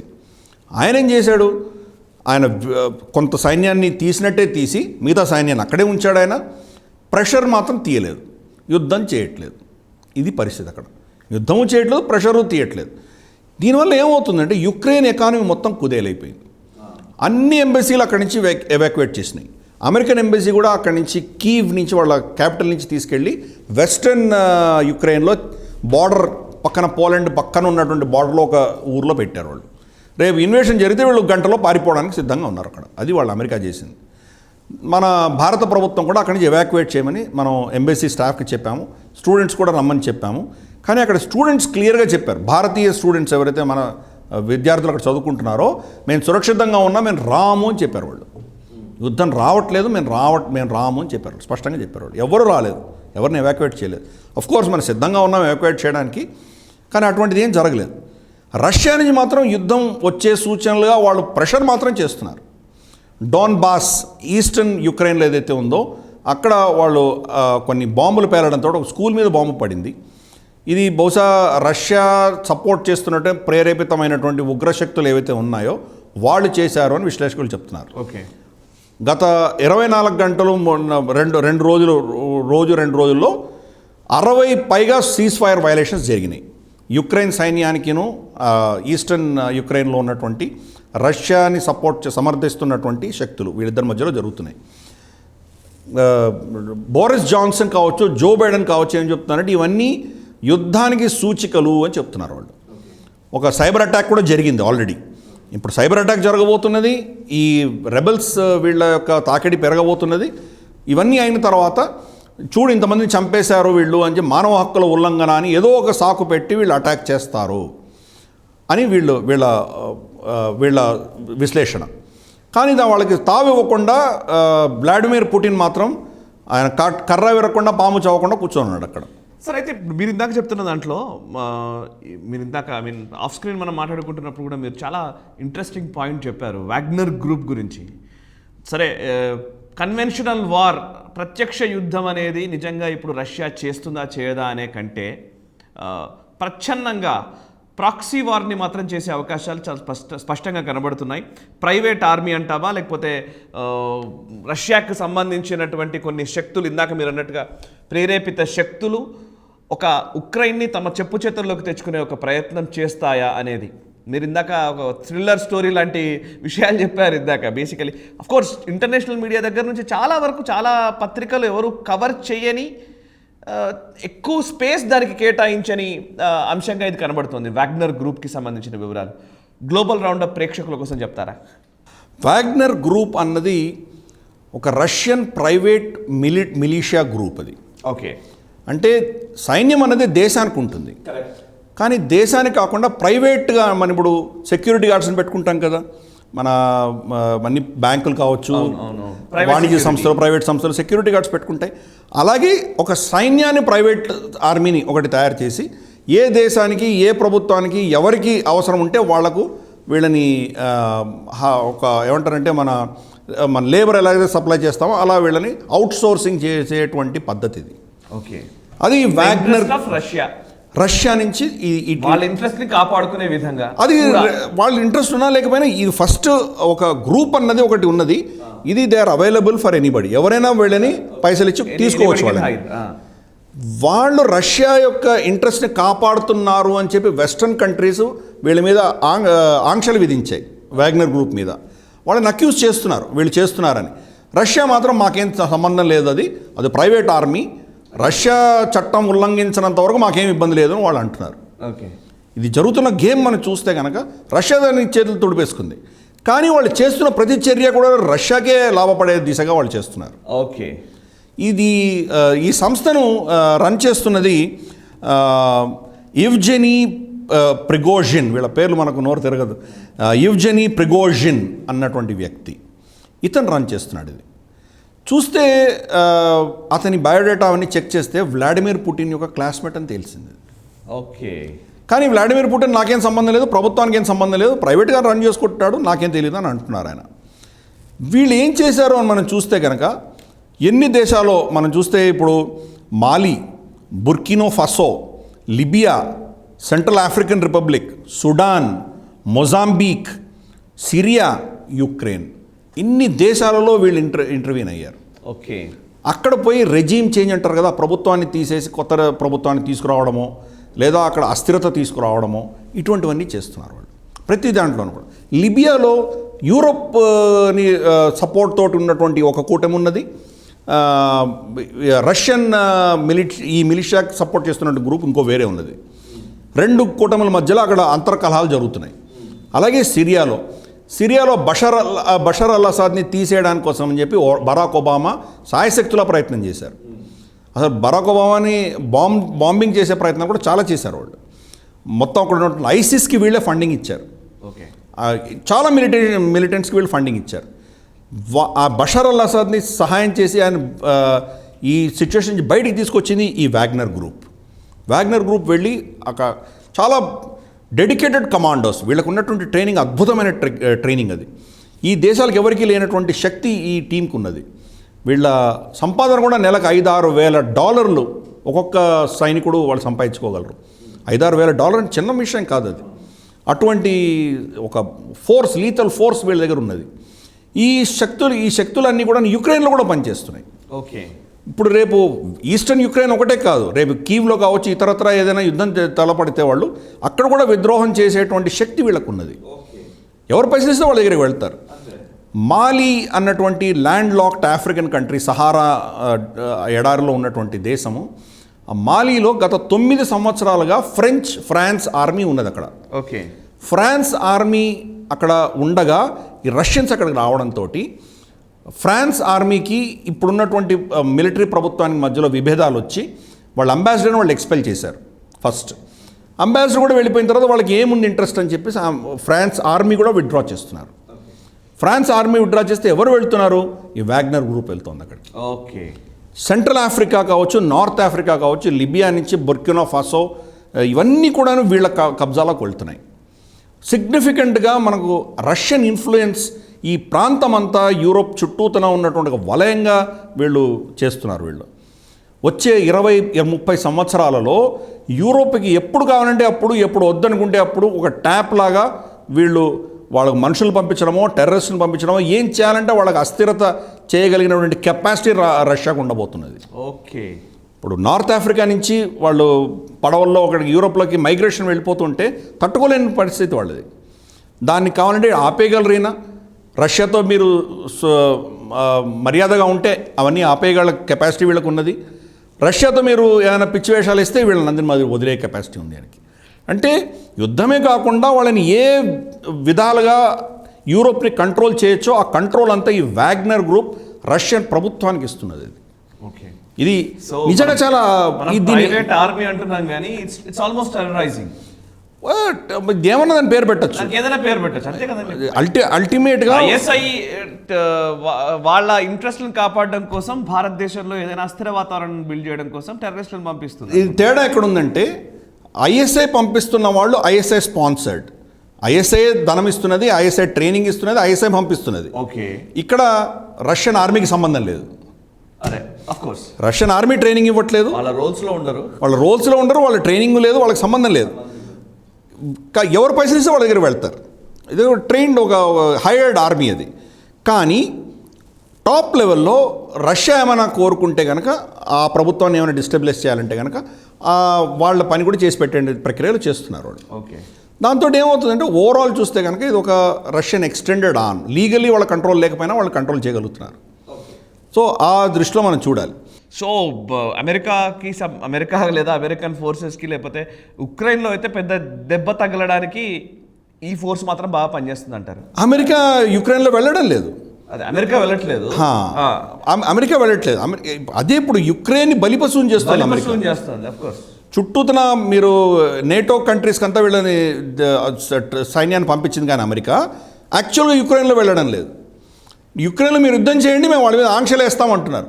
చనిపోయేది ఎవరు? యుక్రెయిన్ సిటిజన్సే కదా, వాళ్ళ పౌరులే చనిపోతారు కదా, వీళ్ళకేం పట్టింది అమెరికాకి? అంటే ఒక దేశాన్ని అల్లకల్లోలం చేయడానికి సిద్ధంగా ఉన్నారు, కానీ వాళ్ళు రష్యాతో డైరెక్ట్గా నిలబడేటువంటి స్తోమత. Ukraine is another battle field లాగా మార్చుకునే ఒక ప్రయత్నం. Correct, absolutely right. ఈ వాగ్నర్ గ్రూప్ మీద ఒక అద్భుతమైన సినిమా వచ్చింది, ట్రీటీజీ అని ఒక ఇది వచ్చిందనమాట, టూరిస్టీ అని ఒక సినిమా వచ్చింది. అది ఫ్రెంచ్ రష్యన్లో ఉంటుంది. అది బహుశా ఇంగ్లీష్ సబ్ టైటిల్ కూడా ఉండొచ్చు. అది ఆల్మోస్ట్ యథాతథంగా వాళ్ళు చేస్తున్నదంతా దాంట్లో చూపించారు. ఓకే. ఈ ఆఫ్రికన్ దేశాల్లో ఎలా వాళ్ళు దాన్ని రెజీమ్ చేంజ్ చేస్తారో, ఎలా కమాండోస్ వెళ్తారో, ఎలా చేస్తారో అన్నదంతా కూడా దాంట్లో చూపించారు. దీని ఆధారంగా ఇక్కడ ఉన్నటువంటి ఇంతవరకు ఉన్నటువంటి ఎవిడెన్స్ ప్రకారము యూరోపియన్ యూనియన్ వీళ్ళ మీద ఆంక్షలు విధించింది. అలాగే ఈయన యువ్జెనీ ప్రిగోజ్గియా ఈయన మీద కూడా ఆంక్షలు విధించడం జరిగింది. Okay. ఎన్ని శాంక్షన్స్ వేసినా కానీ కూడా వీళ్ళకి మాత్రం ఎటువంటి ఇంపాక్ట్ లేదు. రేపు రాబోయే ఈ పరిణామాలన్నీ వచ్చే కొన్ని సంవత్సరాలలో రష్యా ఎకనామిక్ వైజ్ చూస్తే భారతదేశం కంటే చిన్న ఎకానమీ అయినా కానీ కూడా ఇంత కంట్రోల్ ఎలా పెట్టుకోగలుగుతుందో మనకు ఈ వాగ్నర్ గ్రూప్ చూస్తే మనకు అర్థమవుతుంది. ఎస్, గ్లోబల్ రౌండప్లో కొంతకాలం క్రితం మనం ఈ ఆయిల్ ప్రొడక్షన్కి సంబంధించి ఒపెక్ దేశాలు తీసుకున్న నిర్ణయం పైన గతంలో మనం ఒకసారి చర్చించాము. అయితే దాని ఇంపాక్ట్ ధరల పెరుగుదల విషయంలో విపరీతంగా ఉంటుంది అని కూడా మీరు చాలా సందర్భాలు మీరు చెప్పారు ఇంతకుముందు. ఇప్పుడు లేటెస్ట్గా ఈ అమెరికాలో చాలా ఈ ఆయిల్ ధరలు విపరీతంగా పెరిగిపోయినాయి, గ్యాస్ ధరలు కదా. ఈ నేపథ్యంలో సౌదీ అరేబియా తమ ఆయిల్ ప్రొడక్షన్ పెంచాలని వాళ్ళు అడిగినప్పటికీ సౌదీ అరేబియా నిరాకరించిన పరిస్థితి. క్లోజ్ అలైస్గా చాలా ఫ్రెండ్లీ నేషన్స్గా చెప్పబడుతున్నటువంటి సౌదీ అరేబియా అమెరికా మధ్య ఇంత గ్యాప్ ఎందుకు వచ్చింది? వాళ్ళు అడిగినప్పటికీ ఎందుకు ఇవ్వలేని పరిస్థితిలో ఉన్నారు? ఒపెక్ రూల్స్ ప్రకారమా లేకపోతే ఇంకా ఏమైనా ఉందా? ఒపెక్ అన్న కూటమి ఏదైతే ఉందో అమెరికాకి వ్యతిరేకంగా చేసే స్తోమత దమ్ము చాలా కాలం దాకా ఉండేది కాదు. కరెక్టే, ఎందుకంటే ఆయిల్ అన్నది డాలర్తో లింక్ అయి ఉంది. అవును, మనం ఎప్పుడు కూడాను పర్ బ్యారెల్ ఇంత, పర్ గ్యాలన్ డాలర్ ఇంత, దాని దృష్ట్యానే ప్రపంచవ్యాప్తంగా కూడా ట్రేడ్ జరుగుతుంది. భారతదేశం చమురు కొనుక్కోవాలంటే డాలర్కి బ్యారెల్కి ఇన్ని డాలర్స్ అనే వాళ్ళు కోట్ చేస్తారు. ప్రస్తుతానికి $90 బ్యారెల్ ఉంది. అది అంటే డాలరే ఎందుకు, యూరో ఎందుకు లేదు? వాళ్ళ సౌదీ ఇంకేదో వాళ్ళ కరెన్సీ ఎందుకు లేదు? చైనీస్ కరెన్సీ లేదు, ఇంటర్నేషనల్గా ఇంకేదైనా కరెన్సీతో చేయొచ్చు కదా. డాలర్తో పెగ్గే ఉంది. బంగారం కానీ అలాగే మనకు చమురు కానీ ఆయిల్ అండ్ గ్యాస్ ఇవన్నీ కూడా డాలర్తో పెగ్గాయి ఉన్నాయి. డాలర్తో పెగ్గాయి ఉన్నంత వరకు అమెరికా ఎలా చెప్తే అలా వాళ్ళు వినేటువంటి పరిస్థితి వాళ్ళకు ఉండింది. అలాగే కాదు, అక్కడ ఆయిల్ సెక్టర్ అంతా కూడా కంప్లీట్ టెక్నాలజీ అంతా అమెరికా ప్రొవైడ్ చేసింది. ఆ టెక్నాలజీని ఎప్పుడైనా వాళ్ళు ఆన్ చేయొచ్చు, ఆఫ్ చేయొచ్చు. మొత్తం SAP, ఒరాకిల్ లాంటి వీళ్ళ టెక్నాలజీస్ అని అక్కడ పెట్టారు. ఆపరేషన్ కూడా అంతా అమెరికన్ టెక్నాలజీ. కాబట్టి అమెరికా ఇన్ఫ్లుయెన్స్ అన్నది విపరీతంగా ఉన్నది అక్కడ. ఓపెక్ అన్నది నిజంగా అమెరికా వద్దు అని కళ్ళు ఎర్ర చేసిందంటే వీళ్ళు ఏం చేసేవాళ్ళు కాదు. సరే, బయట మాట్లాడుకోవడానికి ఏమైనా మాట్లాడుకోవచ్చు, కానీ అల్టిమేట్గా అమెరికా కంట్రోల్లో ఉండేది వీళ్ళు. అదొక చాలా పవర్. అందుకనే ఇరాక్ మీద వెళ్ళారు. వీళ్ళు చేసిన అమెరికా చేసిన చర్యలన్నీ చూస్తే కనుక ఆయిల్ మీద కంట్రోల్ కోసమే చేశారు వాళ్ళు. ఇప్పుడేమైందంటే ఓపెక్ ప్లస్ అన్న ఒక కూటమి తయారైంది. అంటే ఓపెక్లో మెంబర్షిప్ లేని, అసలు ఓపెక్ అంటేనే oil producing and exporting countries. ఈ కూటమి దాటి ఆయిల్ని ఎక్స్పోర్ట్ చేస్తున్నటువంటి దేశాలు, రష్యా లాంటి దేశాలు కూడా దీంట్లో కొన్ని చేరాయి. ఈ దేశాలన్నీ కూడా ఏం చేశాయంటే కలిసి, ఇంకో 10 దేశాలు అన్నీ కలిసి ఏం నిర్ణయించాయంటే మనం ఆయిల్ ప్రొడక్షన్ని తగ్గిద్దాము అని నిర్ణయించాయి. వాళ్ళు కరోనా వైరస్ వచ్చినప్పుడు ఆ సంవత్సరం విపరీతంగా దెబ్బతిన్నారు కాబట్టి, ఇన్ఫ్యాక్ట్ ప్రపంచవ్యాప్తంగా లాక్డౌన్ ఉన్నప్పుడు మే జూన్ 2020 ప్రాంతంలో, 2020 ప్రాంతంలో ఒక బ్యారెల్కి $20 పడిపోయింది అది చమురు ధర. ఎక్కడ $20, ఎక్కడ $90 పడిపోవడంతో ఆ దేశాలన్నీ బాగా నష్టపడ్డాయి. రష్యా కూడా వాళ్ళ ఎకానమీ చాలా దెబ్బతినింది. వీళ్ళందరూ కలిసి ఏం నిర్ణయించుకున్నారంటే ఈ సంవత్సరం తగ్గిద్దాము అని వాళ్ళు నిర్ణయించుకున్నారు. ఎస్పెషల్లీ వింటర్ సీజన్లో మనకు యూరోప్ కావచ్చు, లేదా చైనా, కెనడా, అమెరికా ఇటువంటి దేశాలన్నింటిలో కూడాను చమురు యొక్క డిమాండ్ విపరీతంగా ఉంటుంది. ఆ సమయంలో ఇది తగ్గించేసరికి చాలా ఎక్కువ ధరలు అందరూ కొనుక్కుంటున్నారు. మనకు కూడా చూస్తే మన పెట్రోల్ ధరలన్నీ ఎందుకు పెరిగాయి? భారత ప్రభుత్వం దాని కస్టమ్స్ ఎక్సైజ్ తగ్గించినా కానీ కూడా మనకి పెరిగాయి. ఎందుకు అంటే ప్రపంచవ్యాప్తంగా ఈ చమురు ధర చాలా విపరీతంగా ఉంది. ఓకే, ఎప్పుడు ఈ ప్రైసులు తగ్గుతాయి, ధరలు ఎప్పుడు తగ్గుతాయి అంటే ప్రొడక్షన్ పెరిగినప్పుడు తగ్గుతుంది. ప్రొడక్షన్ పెంచమని అమెరికా అడుగుతోంది. ఆడితే దానికి సౌదీ అరేబియా ససేమిరా అనేది. ఒపెక్ అందరు కలిసి ఓపెక్ ప్లస్ ఏ నిర్ణయించుకున్నామో దానికి కట్టుబడి ఉంటాము, మేము తగ్గించము అని చెప్పారు.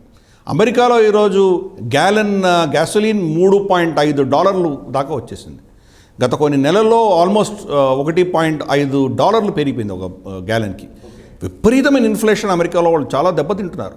ఈ నేపథ్యంలో జో బైడెన్ యొక్క పాపులారిటీ రేట్ కూడా గణనీయంగా పడిపోయింది. 30% కంటే కింద పడిపోయింది. ఆయన చాలా దారుణమైన పరిస్థితుల్లో ఉన్నారు. వాళ్ళు ఎక్కడి నుంచైనా చమురు వస్తుందో అనే ప్రయత్నం చేస్తున్నాడు ఆయన. అది జరగట్లేదు.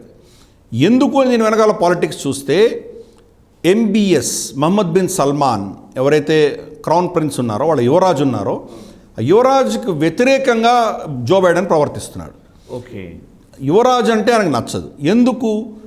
ఈయన వాళ్ళ ఒక జర్నలిస్ట్ ఖషోగి అన్నటువంటి ఒక జర్నలిస్ట్ని గత కొన్ని నెలల క్రితం ఆయన చంపేసిన ఉదంతం తెలుసు, ఒక 2 సంవత్సరాల క్రితం. కాబట్టి ఈయనే దానికి కారణం అని చెప్పేసి అమెరికాలో డెమోక్రాటిక్ పార్టీ నమ్ముతున్నది. అప్పుడు ట్రంప్ హయాంలో జరిగింది, ట్రంప్ కూడా తెలుసు అది, కానీ ట్రంప్ చూసి చూడనట్టు ఊరుకున్నాడు ఆయన.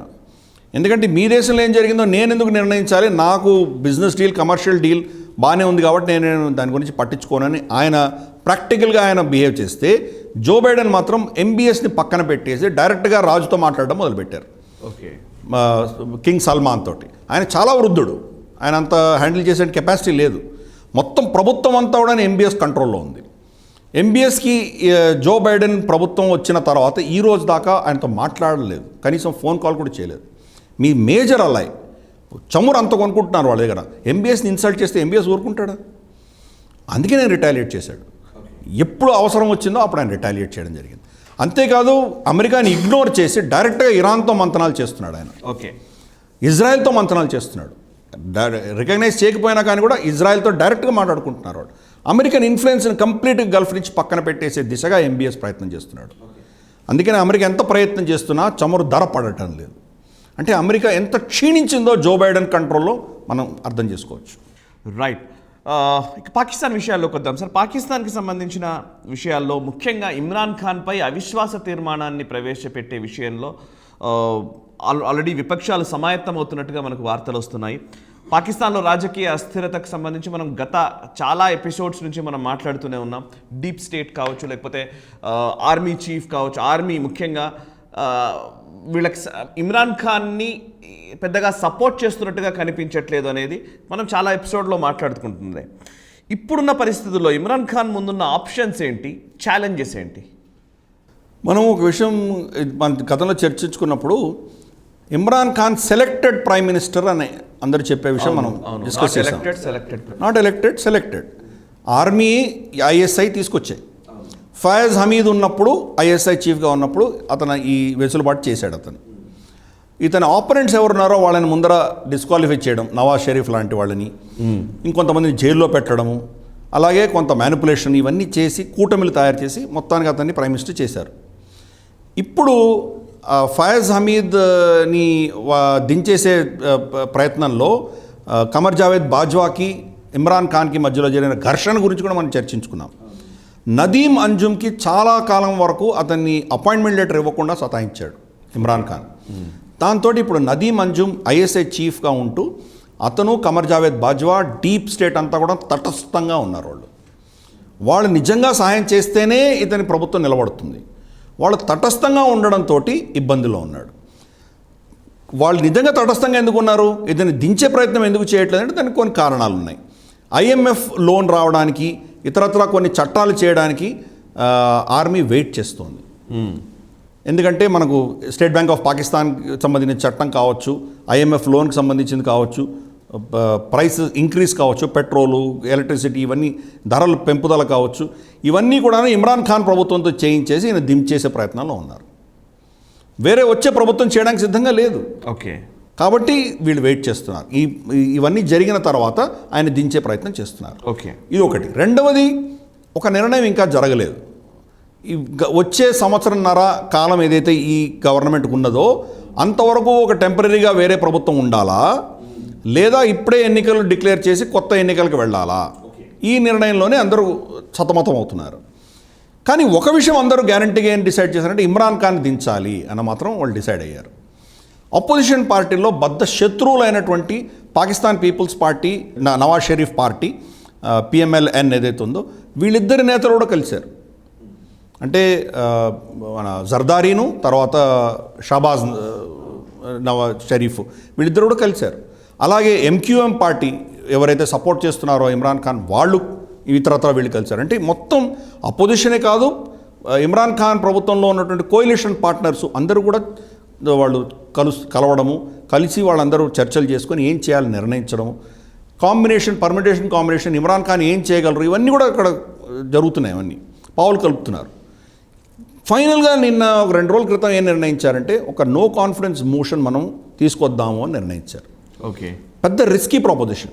నో కాన్ఫిడెన్స్ మోషన్ తీసుకొస్తే ఇమ్రాన్ ఖాన్కి తనకు ఉన్నటువంటి శక్తితోటి కొన్ని అతను చేయగలిగినటువంటి చర్యలు కొన్ని ఉన్నాయి.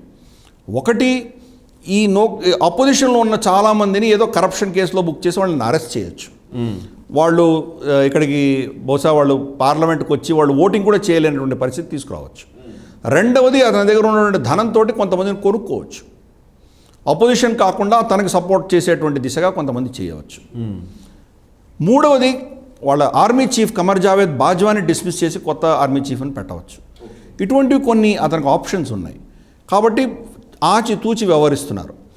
ఒకటి మాత్రం గ్యారంటీ, అతను దించాలి అన్నది మాత్రం వీళ్ళు నిర్ణయించుకున్నారు. అందుకని కొన్ని డెసిషన్స్ కూడా అతను ఆపాడు అనమాట. ఇప్పుడు జరగవలసినటువంటి ప్రైస్ హైక్ ఏదైతే ఉందో కొంత చేశాడు, కొంత చేయలేదు. ఆల్రెడీ మినీ బడ్జెట్ అని ఒకటి వచ్చింది, మిగతా ఇంకో కొన్ని వచ్చే వారంలో వస్తాయి. ఇవన్నీ అయిపోయిన తర్వాత మాత్రం అతను దించేటువంటి ప్రయత్నం తప్పకుండా జరగబోతున్నది. వచ్చే వారం చాలా క్రూషియల్.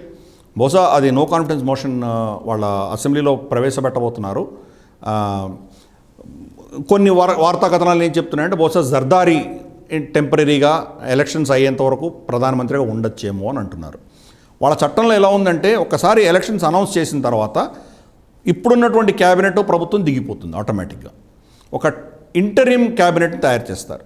ఆ ఇంటరిమ్ క్యాబినెట్ని ఇప్పుడున్నటువంటి ప్రభుత్వము, అపోజిషను, వాళ్ళ సుప్రీంకోర్టు వీళ్ళు ముగ్గురు కలిసి నిర్ణయించి ఒక టెంపరీ గవర్నమెంట్ని పెడతారు. ఆ ఎలక్షన్ ప్రక్రియ అయ్యేంత వరకు. ఎలక్షన్ ప్రక్రియ అయిన తర్వాత ఎవరు గెలిస్తే వాళ్ళు వస్తారు. అది వాళ్ళు ఉన్నటువంటి చట్టం. ఓకే, అలా జర్దారీని పెట్టే దిశగా కొన్ని డెసిషన్స్ జరిగినాయని చెప్పి మనకు తెలుస్తున్నది. సో వేచి చూద్దాం. వచ్చే వారం 10 రోజుల్లో పరిణామాలు మాత్రం చాలా ఎక్స్ట్రీమ్గా ఉండబోతున్నాయి ఇక్కడ పాకిస్తాన్లో. Okay, right. ఇవన్నీ ఒక ఎత్తు అయితే, ఇమ్రాన్ ఖాన్ మూడో భార్య, ఆమె మొహం ఎవరికి తెలియదు కానీ పేరు బుష్రా బీబీ అని అంటున్నారు. బట్ ఆమె మొహం ఎవరికి తెలియదు కానీ ఆమె మాత్రం చాలా పాపులర్ వరల్డ్ వైడ్. మొదటి భార్య దగ్గర నుంచి రెండో భార్య, మూడో భార్యకు వచ్చేసరికి మొత్తంగా ముసుగు రూపంగా మారిపోయిన పరిస్థితి గురించి చాలామంది ట్రోల్స్ చేస్తున్న వాళ్ళు, నెటిజన్స్ చాలా వరకు కమెంట్ చేస్తుంటారు. ఇమ్రాన్ ఖాన్ మూడో భార్య తనను వదిలి వెళ్ళిపోయింది అనే ఒక వార్త కూడా వినబడుతుంది. దీని వెనకాల కూడా ఏదో చిన్న చిన్న స్టోరీలు, కథలు వస్తున్నాయి. బేసికలీ పాకిస్తాన్ మీడియాలో ఎట్లాంటి స్టోరీ నడుస్తుందని చెప్తారా? ఆవిడకి ఇంకో పేరు కూడా ఉంది, పీర్ని అని పేరు పెడతారు. పీర్ని అంటే పీర్స్ అంటారు కదా, మనం పీర్ల దర్గా, పీర్ల పండగ అని మనం చేస్తాం కదా. పీర్ మగవాడైతే పీర్ అంటే శక్తులు ఉన్నటువంటి వ్యక్తి. జాదూ టోనా అంటాం కదా, మాయలు ఇవన్నీ. మనకు కూడా చాలా మంది గురువులు తాయెత్తులు గట్టి ఇవన్నీ అటువంటి చేశారు అటువంటి వ్యక్తి అనమాట.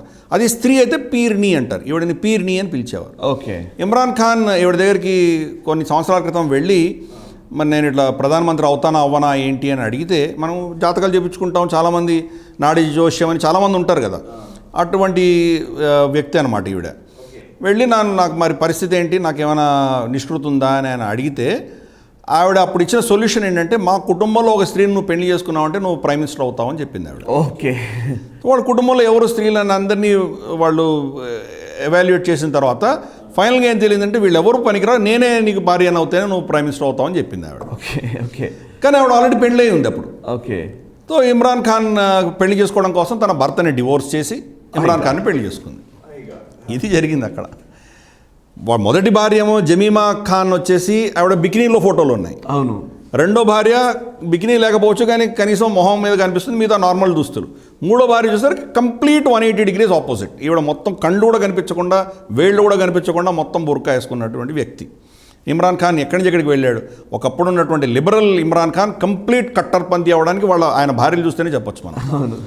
ఈవిడ శక్తి వల్లనే, ఈవిడ కట్టిన తాయెత్తులు, ఈవిడ చేస్తున్న జాదూటోనా మంత్రాలు ఏం చేస్తోందో దానివల్లనే ఆయన ఇంతకాలం ఎవరు ఆయన ముట్టలేకపోయారు, ప్రధానమంత్రిగా ఉన్నారు అని చాలామంది నమ్ముతున్నారు. బహుశా ఇమ్రాన్ ఖాన్ కూడా నమ్ముతుండొచ్చు. ఇది అక్కడ జరుగుతున్నటువంటి విషయం. వాళ్ళిద్దరి మధ్యలో ఘర్షణ జరిగి ఆవిడ తన ముందు భార్య అంటే ఇమ్రాన్ ఖాన్ని పెళ్లి చేసుకోక ముందర ఉన్నటువంటి భర్తతోటి వాళ్ళిద్దరి మధ్యలో ఒక ఒప్పందంతో వీళ్ళు ప్రభుత్వాన్ని కొంచెం మోసం చేసి చాలా కరప్షన్ చేశారు అని కొన్ని కథనాలు వచ్చాయి. దీన్ని ఇమ్రాన్ ఖాన్ ప్రశ్నించేసరికి వాళ్ళిద్దరి మధ్య విభేదాలు పెరిగి ఆవిడ ఇస్లామాబాద్ బనీగల్లా అన్నది ప్రధానమంత్రి ఇల్లు, దాన్ని వదిలేసి లాహోర్కి వెళ్ళిపోయింది అని మనం వింటున్నాం. లాహోర్లో కూడా తన మిత్రురాలైనటువంటి ఒక స్త్రీ ఉన్నది, ఆవిడ ఇంట్లో వెళ్ళి ఉంటున్నారు ఆవిడ. కానీ ఆవిడ మిత్రురాలు ఏం చెప్పిందంటే, మా ఇంట్లో లేరు ఆవిడ, ప్రధానమంత్రి నివాసంలోనే ఉంది ఆవిడ అని ఆవిడ ఇంకో స్టేట్మెంట్ ఇవ్వడం జరిగింది. చాలా కన్ఫ్యూజన్లో ఉంది ఇదంతా కూడా. ఎవరు కరెక్ట్ ఎవరు తప్పు అన్నది తెలియడం లేదు. సరిగ్గా ఈయన మీద నో కాన్ఫిడెన్స్ మోషన్ వచ్చి ఈయన దిగిపోయే పరిస్థితుల్లో భార్య వెళ్ళిపోవడము, ఇవంతా కూడా అక్కడ ఎలా చూస్తున్నాయంటే ఇమ్రాన్ ఖాన్ వెనకాల మొత్తం ఉచ్చి ఎలా బిగుసుకుంటున్నది, ప్రతి అంశంలో ఆయనకి ఎలా ఎవరు సహకరించకుండా ఆయన నీరు గారుతున్నారని మనం చూడొచ్చు. ఆఖరికి ఇంట్లో కూడా ముసలం పుట్టింది అన్నదానికి ఈ కథనాలు వింటున్నాయి. చాలా స్ట్రాంగ్ సోర్సెస్ నుంచి వింటున్నాం మనం. ఓకే, చిన్న చిన్న వాళ్ళ దగ్గర నుంచి వచ్చింది కాదు, చాలా సీరియస్ సోర్సెస్ నుంచే వస్తున్నాయి. ఎప్పుడైనా డివోర్స్ అనౌన్స్ చేయొచ్చు వాళ్ళిద్దరి మధ్యలో అని చెప్పి ఒక కథనం. సరే, ఇంకా మనకు రూమర్స్ ఎలా వస్తే మనకు తెలుసు. ఆల్రెడీ ఈయన ఒక అమ్మాయిని చూశారు, ఫిక్స్ చేసుకున్నారు, 4వ భార్య అని చెప్పి అది ఇంకో వేరే కథనాలు వస్తున్నాయి. అదే ఇవన్నీ కూడాను మనకు స్పెక్యులేటివ్ కాబట్టి మనం దాని గురించి ఏం మాట్లాడలేము. కానీ వాళ్ళిద్దరి మధ్యలో డిఫరెన్సెస్ ఉన్నాయి. ఆవిడ వెళ్ళిపోయింది అన్నది మాత్రం ఒక చాలా బలమైనటువంటి ఆర్గ్యుమెంట్ ఈరోజు పాకిస్తాన్ మీడియాలో జరుగుతున్నది. అన్నిటికంటే చాలా విచిత్రంగా వింతగా కనబడుతుంది ఏంటంటే ప్రధానమంత్రి కావాలంటే ఆమెను పెళ్లి చేసుకోవాలి అనేది.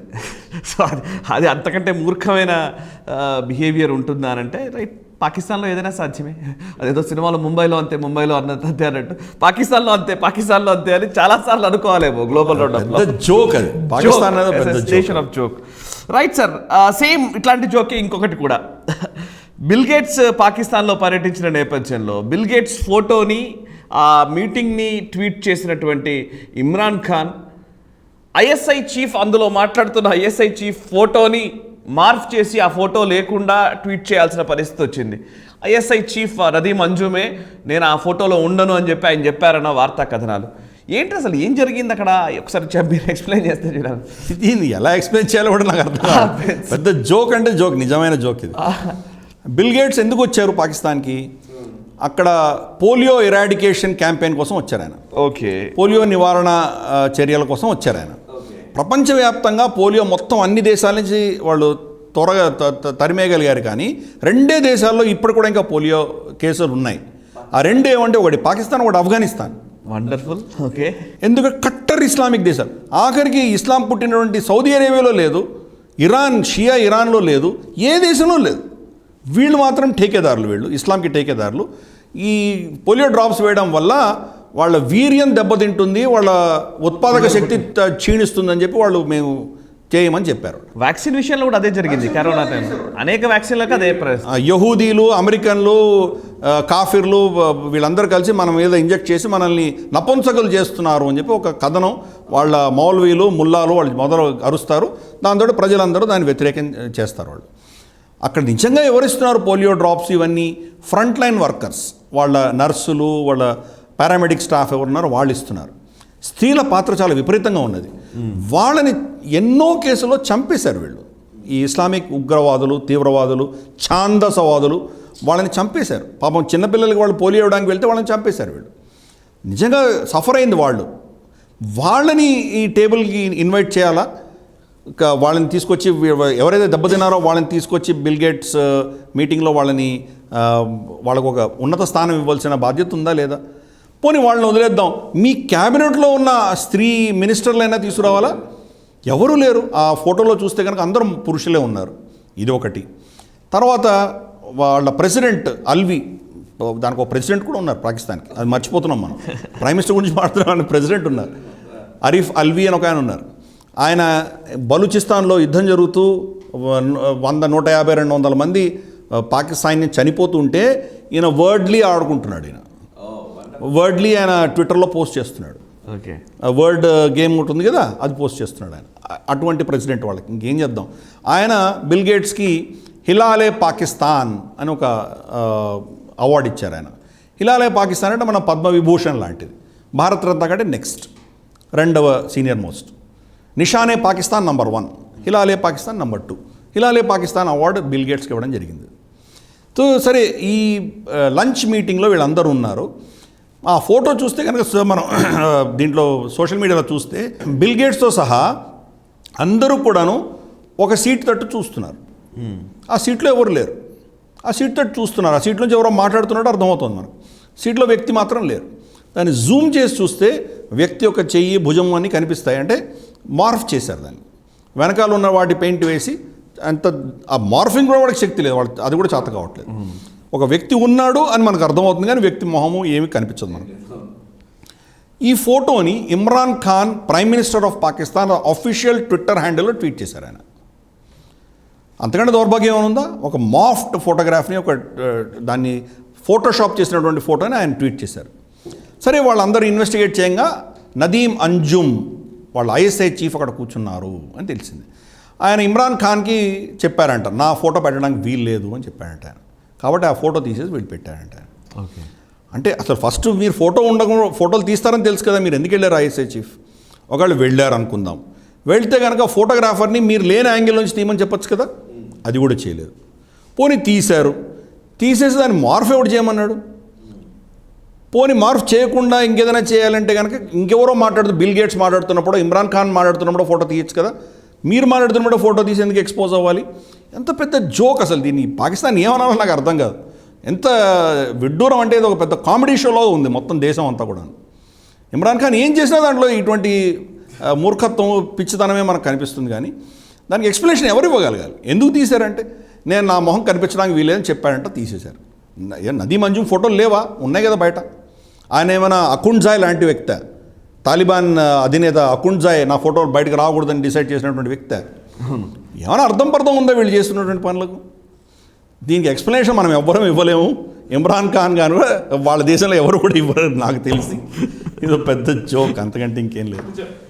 బట్ సేమ్ ఐఎస్ఐ చీఫ్ నదీం అంజుమ్ ఆఫ్ఘనిస్తాన్లో కొంతమంది కీలక నేతల్ని కలిశాడనే వార్త కూడా విన్నాం సార్. యాంటీ తాలిబాన్ లీడర్స్ని కలవడం అనేది ఇప్పుడు ముఖ్యమైన అంశంగా కనబడుతోంది. ఎందుకని తాలిబాన్ ప్రభుత్వం ఉన్నప్పుడు యాంటీ తాలిబాన్ భావనను కలిగినటువంటి లీడర్స్ని ఎందుకు కలిశారు? దేనికి సంకేతం? తాలిబాన్ ఆఫ్ఘనిస్తాన్ని టేక్ ఓవర్ అయితే చేసింది, కానీ కంప్లీట్ వాళ్ళ కంట్రోల్లో ఇప్పటికి కూడా లేదు. సరే, ఈవెన్ పంజీర్ లోయలో కూడా కరెక్ట్, పంజీర్ వ్యాలీని కూడా వాళ్ళు క్యాప్చర్ చేసుకున్నారు, కానీ కంప్లీట్ వాళ్ళ కంట్రోల్లో లేదు, వాళ్ళ కంట్రోల్కి రాలేదు. ఇప్పుడు మనకు వస్తున్న కథనాల ప్రకారం పాకిస్తాన్ స్నైపర్స్, వాళ్ళ స్పెషల్ స్నైపర్స్ ఎవరైతే ఉన్నారో వాళ్ళు పంజీర్ వ్యాలీలోకి వెళ్ళారు అని మనకు తెలుస్తుంది. ఓకే, అక్కడ వీళ్ళ కంట్రోల్ లేనటువంటి పాకెట్స్ ఇంకా ఉన్నాయని మనకు అర్థమవుతుంది. పంజీరే కాదు, మిగతా ప్రాంతంలో కూడా సరే వీళ్ళ తుపాకీలు వీళ్ళ దగ్గర ఉన్నాయి, సైన్యం వీళ్ళ దగ్గర ఉంది కాబట్టి కంట్రోల్ చేస్తుండొచ్చు, కానీ ప్రజల్లో వీళ్ళకి వ్యతిరేకత ఉంది కదా ఇప్పుడు కూడా, అది ఎక్కడ వెళ్ళిపోదు కదా. అలాగే ఆ ప్రాంతాల్లో ఉన్నటువంటి లోకల్ వార్లార్డ్స్ ఎవరైతే ఉన్నారో, అక్కడ ఉన్నటువంటి నేతలు ఎవరైతే ఉన్నారో వాళ్ళ కంట్రోల్ ఇప్పటికి కూడా కొద్ది గొప్ప ఉన్నది అక్కడ. ఓకే, వాళ్ళని కూడా ప్రభుత్వంలో భాగస్వాములు చేస్తే, అంటే ఇంక్లూజివ్ గవర్నమెంట్ అని అందరూ అంటున్నారు కాబట్టి వాళ్ళని కూడా ప్రభుత్వంలోకి తీసుకొస్తే ఆఫ్ఘనిస్తాన్ని రికగ్నైజ్ చేయడానికి ఉన్నటువంటి మేజర్ ఒక హర్డిల్ ఏదైతే ఉందో అది పోతుంది. అన్ని దేశాలు ఏం చెప్తున్నాయి, మీరు అందరినీ కలుపుకొని వెళ్ళలేదు, ఉజ్బెక్స్ని, హజారాస్ని, మీకు తాజిక్స్ని, వీళ్ళందరినీ మీ ప్రభుత్వంలో ఇంక్లూడ్ చేయలేదు కాబట్టి వీళ్ళందరినీ మీరు తీసుకొచ్చారంటే మేము అప్పుడు మిమ్మల్ని రికగ్నైజ్ చేసే దిశగా ఆలోచన చేస్తామని చెప్పారు. ఓకే, అది తీసుకొచ్చే ప్రయత్నంలో నదీం అంజుమ్ అక్కడికి వెళ్ళినట్టు మనకు తెలుస్తుంది. గతంలో మొయిద్ యూసుఫ్ వాళ్ళ ఎన్ఎస్ఏ ఒక పెద్ద డిజాస్ట్రస్ విజిట్, ఆయన చాలా దారుణంగా విఫలమై వచ్చాడు. ఆయన ఫస్ట్ టైం వెళ్దాం అనుకుంటే అక్కడ డెమాన్స్ట్రేషన్, పాకిస్తాన్ వ్యతిరేకంగా డెమాన్స్ట్రేషన్ జరుగుతుంటే రావద్దు అని చెప్పారు వాళ్ళు. ఈయన ఆగిపోవాల్సి వచ్చింది. సరే, పనికిమాలిన ఎక్స్ప్లెనేషన్ ఇచ్చారు, అక్కడ వర్షం వస్తుంది కాబట్టి నేను వెళ్ళలేదు అని చెప్పి పనికిమాలిన ఎక్స్ప్లెనేషన్ ఇచ్చాడు. రెండోసారి ప్రస్తుతం అనౌన్స్ చేయకుండా వెళ్ళినట్టు తెలిసింది, కానీ అక్కడ ఏమి చేయలేకపోయాడు, ఫెయిల్ అయింది. ఇప్పుడు నదీం అంజుమ్ వెళ్ళారు అక్కడికి. కానీ ఈసారి ఆయన చేస్తుంది ముగ్గురిని కలిశాడు ఆయన, మొహమ్మద్ ముట్టాకి, అతానూర్, రషీద్ దోస్తం. రషీద్ దోస్తం వచ్చి ఉజ్బెక్ వార్లార్డ్. సరే, రషీద్ దోస్తం ప్రస్తుతానికి ఆఫ్ఘనిస్తాన్లో లేడు, ఆయన ఉజ్బెకిస్తాన్ వెళ్ళాడు. కానీ ఆయన అనుచరులను కావచ్చు అక్కడ వెళ్ళడం, ఆయనతో మాట్లాడడం ఏమైనా జరిగినాయి. వీళ్ళందరినీ కూడా ఈ ప్రభుత్వంలో మీరు తీసుకోండి అని తాలిబాన్ మీద ఒత్తిడి తీసుకొచ్చే ప్రయత్నం కూడా చేశారు ఆయన. ఓకే, ఒకవేళ ఇది కనుక జరిగితే అప్పుడు పాకిస్తాన్ అన్ని దేశాల దగ్గర వెళ్ళి, అమెరికా కావచ్చు, జపాన్ కావచ్చు, వీళ్ళందరి దగ్గరికి వెళ్ళి మీరు వీళ్ళని రికగ్నైజ్ చేయండి అని చెప్పచ్చు. ఆ రికగ్నిషన్ రానంత వరకు పాకిస్తాన్ కూడా రికగ్నైజ్ చేసే పరిస్థితులు లేదు. ఓకే, కానీ ఇది ఒక గుదిబండగా తయారైంది ఆఫ్ఘనిస్తాన్. అక్కడ ఉన్నటువంటి పవర్టీ లెవెల్స్ అక్కడ నిజంగా అక్కడ చాలా దారుణమైన పరిస్థితి ఉన్నది. అక్కడ తిండికి ఆహారం లేదు వాళ్లకు, ఎన్నో మెడికల్ సప్లైస్ లేవు, చాలా దారుణమైన పరిస్థితుల్లో ఆ దేశం ఉంది. ఇప్పుడు అక్కడ మీ ప్రభుత్వం అయితే తీసుకొచ్చి పెట్టారు, మీ మాట వినేటువంటి ఒక పప్పెట్ గవర్నమెంట్తో పెట్టారు, కానీ దాన్ని రన్ చేసే బాధ్యత కూడా మీదే కదా. మీ దగ్గరేమో ధనం లేదు, మీ ఆర్మీకే మీ జీతాలు ఇచ్చుకోవడానికి అప్పులు తెచ్చుకొని మీరు బతుకుతున్నారు. అవును, ఆఫ్ఘనిస్తాన్ ఎలా హ్యాండిల్ చేయగలరు? ఇతరత్ర ప్రపంచం నుంచి ధనం వస్తే కానీ ఆఫ్ఘనిస్తాన్ని తట్టుకునేటువంటి పరిస్థితి లేదు. ఆఫ్ఘనిస్తాన్ కనుక మీరు సరిగా హ్యాండిల్ చేయలేదంటే సొమాలియానో ఇథియోపియానో సుడాన్లో ఎలాగైతే ఘర్షణ వచ్చి మొత్తం దారుణమైన పరిస్థితి వస్తుందో అదంతా పాకిస్తాన్లో కూడా రాబోతున్నది. అందుకని ఈయన చేసిన నదీం అంజుమ్ చేసినటువంటి ప్రయత్నము ఒక ఇంక్లూజివ్ గవర్నమెంట్ తీసుకొచ్చే ప్రయత్నం ఆయన చేస్తున్నాడు. కానీ తాలిబాన్ మాత్రం ససేమిరా అంటున్నది. ఇప్పటివరకైతే దాన్ని ససేమిరా అన్నారు. సో చూద్దాం వచ్చే కొన్ని వారాల్లో మరి ఏమైనా పరిణామం ఎలా అవుతుందో చూద్దాం. ఆఫ్ఘనిస్తాన్లో పరిణామాలు, ఆఫ్ఘనిస్తాన్లో తాలిబాన్ ప్రభుత్వం ఉన్నప్పటికీ కూడా అక్కడ ప్రజల కోసం అని చెప్పి భారత ప్రభుత్వం అనేక సహాయ సహకారాలు అందించింది. మెడిసిన్ పంపించాము, వ్యాక్సిన్కి సంబంధించిన పంపించాము, వాళ్ళకి కావాల్సిన ఆహార ధాన్యాలు పంపించాము. మనం ఇంతకుముందు గ్లోబల్ రౌండప్స్లో చాలాసార్లు చర్చించుకున్నాం కూడా. బట్ ఈ మధ్య వచ్చిన ఒక వార్తా కథనం ఏంటంటే ఆఫ్ఘనిస్తాన్లోని తాలిబాన్ సైనిక దళం ఒక కాంటింజెంట్కి పానిపట్ అనే ఒక పేరును పెట్టడం జరిగిందని. ఇది దేనికి సంకేతం? దీన్ని ఎట్లా అర్థం చేసుకోవాలి? పాకిస్తాన్ బార్డర్లో ఒక ఒక సైనిక దళాన్ని వాళ్ళు మోహరించారు. అక్కడ దాని పేరు పానిపట్ అని పేరు పెట్టారు. అవును. దీన్ని ఎవరు ఆ పానిపట్ అని పేరు పెట్టించారో కూడా మనకు అర్థమవుతున్నది. డెఫినెట్గా పాకిస్తాన్ ఐఎస్ఐ ప్రేరేపితమేది. అంటే భారతదేశాన్ని కవ్వింపు చర్యగా వాళ్ళు పెట్టారు దీని పేరు.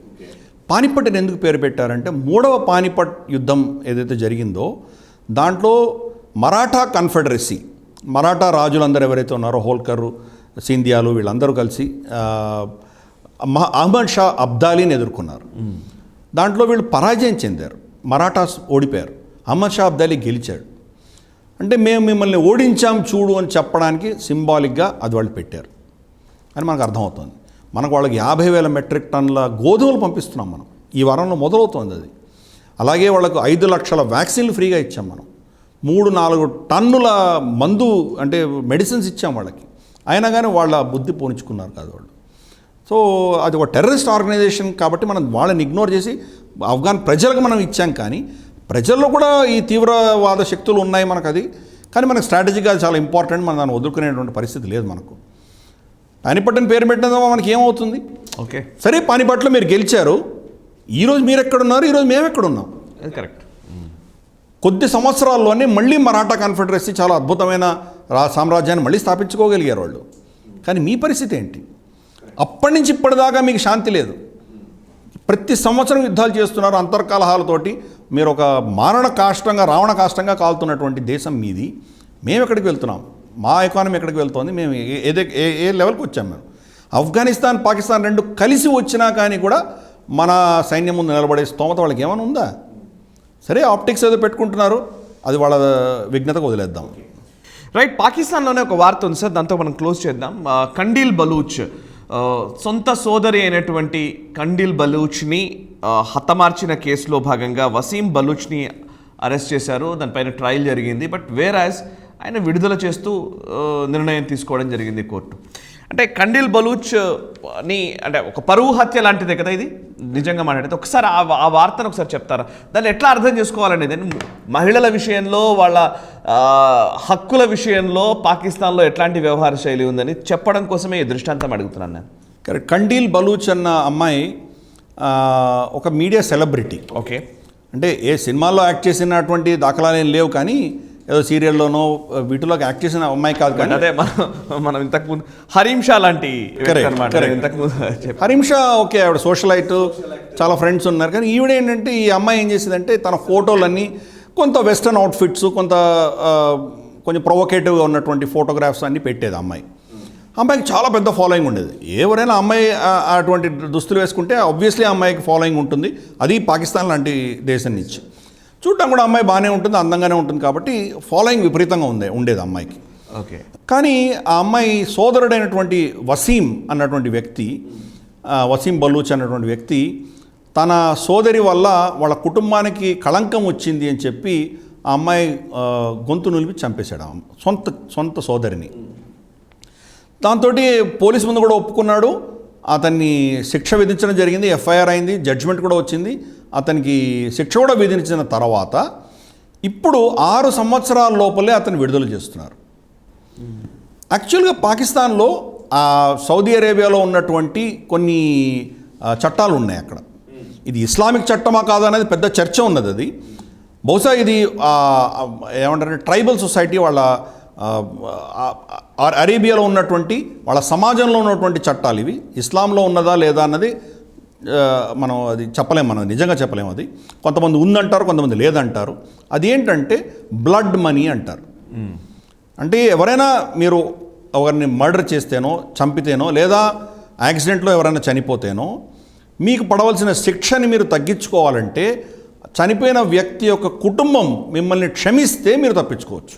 ఓకే, అది ఆ చట్టం. బ్రైబ్ ఈవెన్ ఆ క్షమించడానికి వాళ్ళు ఊరికైనా క్షమించవచ్చు, లేదా పైసలు తీసుకొని క్షమించవచ్చు. మాకు ₹1,00,00,000 ఇస్తే మేము ఒప్పుకుంటాం క్షమాపణగా ఒప్పుకోవచ్చు వాళ్ళు. ఉరిశిక్ష పడిందంటే ఉరిశిక్ష తప్పించుకోవడానికి ₹1,00,00,000 ఇస్తే కనీసం నేను ప్రాణంతో బతుకుంటాను కదా. కాబట్టి చాలామంది దీన్ని ఒప్పుకునేవాళ్ళు. ఇది తరచుగా ఉండేది చట్టం. రేమండ్ డేవిస్ అని చెప్పేసి ఒక అమెరికన్ కాంట్రాక్టర్ కూడా షూట్ చేసి వాళ్ళని చంపితే కనుక అతను జైల్లో పెట్టి అల్టిమేట్గా ఆ బ్లడ్ మనీ ఇచ్చి అతన్ని విడుదల చేసుకొని అమెరికా తీసుకెళ్ళింది. అది ఈ కేసులో అది చేయడానికి వీలు లేదు. ఎందుకంటే పాకిస్తాన్ ప్రభుత్వం చట్టాన్ని అమెండ్ చేసింది కొన్ని సంవత్సరాల క్రితం. ఆ చట్టం అమెండ్ చేసిన చట్టం ప్రకారం ఈ బ్లడ్ మనీ అనేది పనికిరాదు. మీరు మర్డర్ చేస్తే కనుక మర్డర్ దానికి సంబంధించినటువంటి శిక్ష మీరు అనుభవించక తప్పదు అని ఆ చట్టంలో ఒక మార్పు జరిగింది. అది అయినా కానీ కూడా ఇతన్ని 6 సంవత్సరాల్లో విడుదల చేశారు. అక్కడ ఎందుకు ఆయన ఏ కోణంలో జడ్జిమెంట్ ఇచ్చారని బయటికి రావట్లేదు. ఎందుకు వాళ్ళు బయటికి చెప్పట్లేదు మనకు తెలియదు. బహుశా వాళ్ళ కుటుంబం అతనికి క్షమాభిక్ష పెట్టినట్టు మనకు తెలుస్తున్నది. ఆయన ఆ అబ్బాయి తండ్రిను, తర్వాత తల్లిను, వాళ్ళ మిగతా ఇతర కుటుంబం అంతా కూడాను క్షమాభిక్ష పెట్టినట్టు మనకు కథనాలు వింటున్నాం మనం. ఓకే, అంటే ఒక అమ్మాయి చనిపోతే అది సొంత సోదరి నువ్వు చంపావంటే ఆ అమ్మాయికి ఈ రోజు దాకా న్యాయం లేదు. ఇచ్చిన న్యాయాన్ని మళ్ళీ తిరగరాసే ప్రయత్నం చేస్తున్నారు మీరు. ఇంట్లోనే రక్షణ లేనప్పుడు సమాజంలో లేని రక్షణ ఉంటుంది అమ్మాయికి. భర్త కావచ్చు, ఎవరైనా చంపేసి తప్పించుకోవచ్చు కదా ఈ చట్టాల ప్రకారం, మీరు చేస్తున్నటువంటి చర్యల ప్రకారం. పరువు హత్యని ఎండార్స్ చేయడం కోర్టు ఎండార్స్ చేస్తుంది. కోర్టు ఎండార్స్ చేసిందంటే రేపు ఎవడైనా ఏమైనా చేయొచ్చు. స్త్రీలకు ఎటువంటి హక్కులు ఉన్నాయి, ఎటువంటి రక్షణ ఉంది వాళ్ళకు, దేశం ఎటుపోతుంది వాళ్ళది. అది మనం సమాజం క్షీణిస్తున్నటువంటి ఒక దౌర్భాగ్య పరిస్థితి చూస్తున్నాం మనం. ఇదంతా కూడా అఖండ భారతంలో భాగమే కదా. అంటే అక్కడ జరుగుతున్నటువంటి ఈ మారణకాండ, ఇటువంటి మన అమ్మాయిల పట్ల జరుగుతున్నటువంటి దుశ్చర్యలు ఏవైతే ఉన్నాయో మనకు సంతోషం ఇచ్చేటువంటి విషయం కాదు అది. కరెక్ట్, అవును. దాన్ని మనం నిజంగా చాలా దుఃఖించవలసినటువంటి విషయం. ఆ సమాజం క్షీణిస్తూ ఉంటే ఎప్పుడో ఒకప్పుడు ఆ సమాజం విడిపోయినప్పుడు, విచ్ఛిన్నమైనప్పుడు దాని బాధ్యత మన మీద రాబోతున్నది. అప్పుడు ఎలా హ్యాండిల్ చేస్తాం? సమాజం ఇంత దౌర్భాగ్య పరిస్థితిలో వాళ్ళ మానసికత ఉన్నప్పుడు వాళ్ళని మనం ఎలా హ్యాండిల్ చేయగలం? మాకు అక్కర్లేదు మీరు అని వదిలేసే పరిస్థితి కూడా లేదు. ఆ దేశం కొలాప్స్ అయిందంటే ఆ తలనొప్పి మనకీ ఉంది. కాబట్టి ఇది మనం తెలుసుకోవాలి. మన పక్కన ఎటువంటి దౌర్భాగ్యమైన పరిస్థితి ఉన్నది, మనకు ఎటువంటి తలనొప్పి రాబోతున్నది తెలుసుకోవాలి. Right sir, thank you very much మామిడి గిరిధర్ గారు. చాలా విషయాలు మీరు విశ్లేషిస్తూ చెప్పినందుకు thank you very much sir. నిజంగా మీరు అన్నట్టుగా పక్కనున్న దేశాల్లో ఏం జరుగుతోంది, అక్కడేం జరుగుతుంది, ఇక్కడేం జరుగుతుంది అని అనుకుంటున్నాం, కానీ భారతదేశానికి ఆయా దేశాల్లో జరుగుతున్న పరిణామాల ప్రభావం ఖచ్చితంగా ఉంటుంది. అందులోనూ ఇరుగు పొరుగు దేశాలు, ఈ పాకిస్తాన్ లాంటి దేశాలు, నేపాల్ లేదా బంగ్లాదేశ్ లేకపోతే శ్రీలంక, ఈ మన చుట్టుపక్కల ఉన్న దేశాలకు సంబంధించిన స్థితిగతుల ప్రభావము ఖచ్చితంగా భారత్ పైన ఉంటుంది. కాబట్టి అక్కడ జరుగుతున్న పరిణామాల్ని తెలుసుకోవడం అనేది చాలా అవసరం. సో గ్లోబల్ రౌండప్ అదే ప్రయత్నం చేస్తోంది. ఈ ప్రయత్నాన్ని ఆదరిస్తున్న ప్రేక్షకులందరికీ ధన్యవాదాలు. అండ్ ఈ వీడియోని ఎక్కువ మందికి రీచ్ చేసే ప్రయత్నం చేయండి. అండ్ మీరు మాత్రమే కాదు, చాలామందికి భారతీయ దృక్కోణంలో ప్రపంచాన్ని అర్థం చేసుకునే ఒక పరిస్థితి వచ్చేలాగా మామిడి గిరిధర్ గారి విశ్లేషణ సాగుతోంది. నచ్చితే లైక్ చేయండి, 10 మందికి షేర్ చేయండి. అండ్ మీ కామెంట్స్ రూపంలో మీ అభిప్రాయాలు కూడా మాతో పంచుకోండి. మనసా వాచా కర్మణ దేశహితం కోసం పరితపించే నేషనలిస్ట్ హబ్ యూట్యూబ్ ఛానల్ని సబ్స్క్రైబ్ చేసుకొని జాతీయవాద జర్నలిజాన్ని ప్రోత్సహించండి. Thank you very much.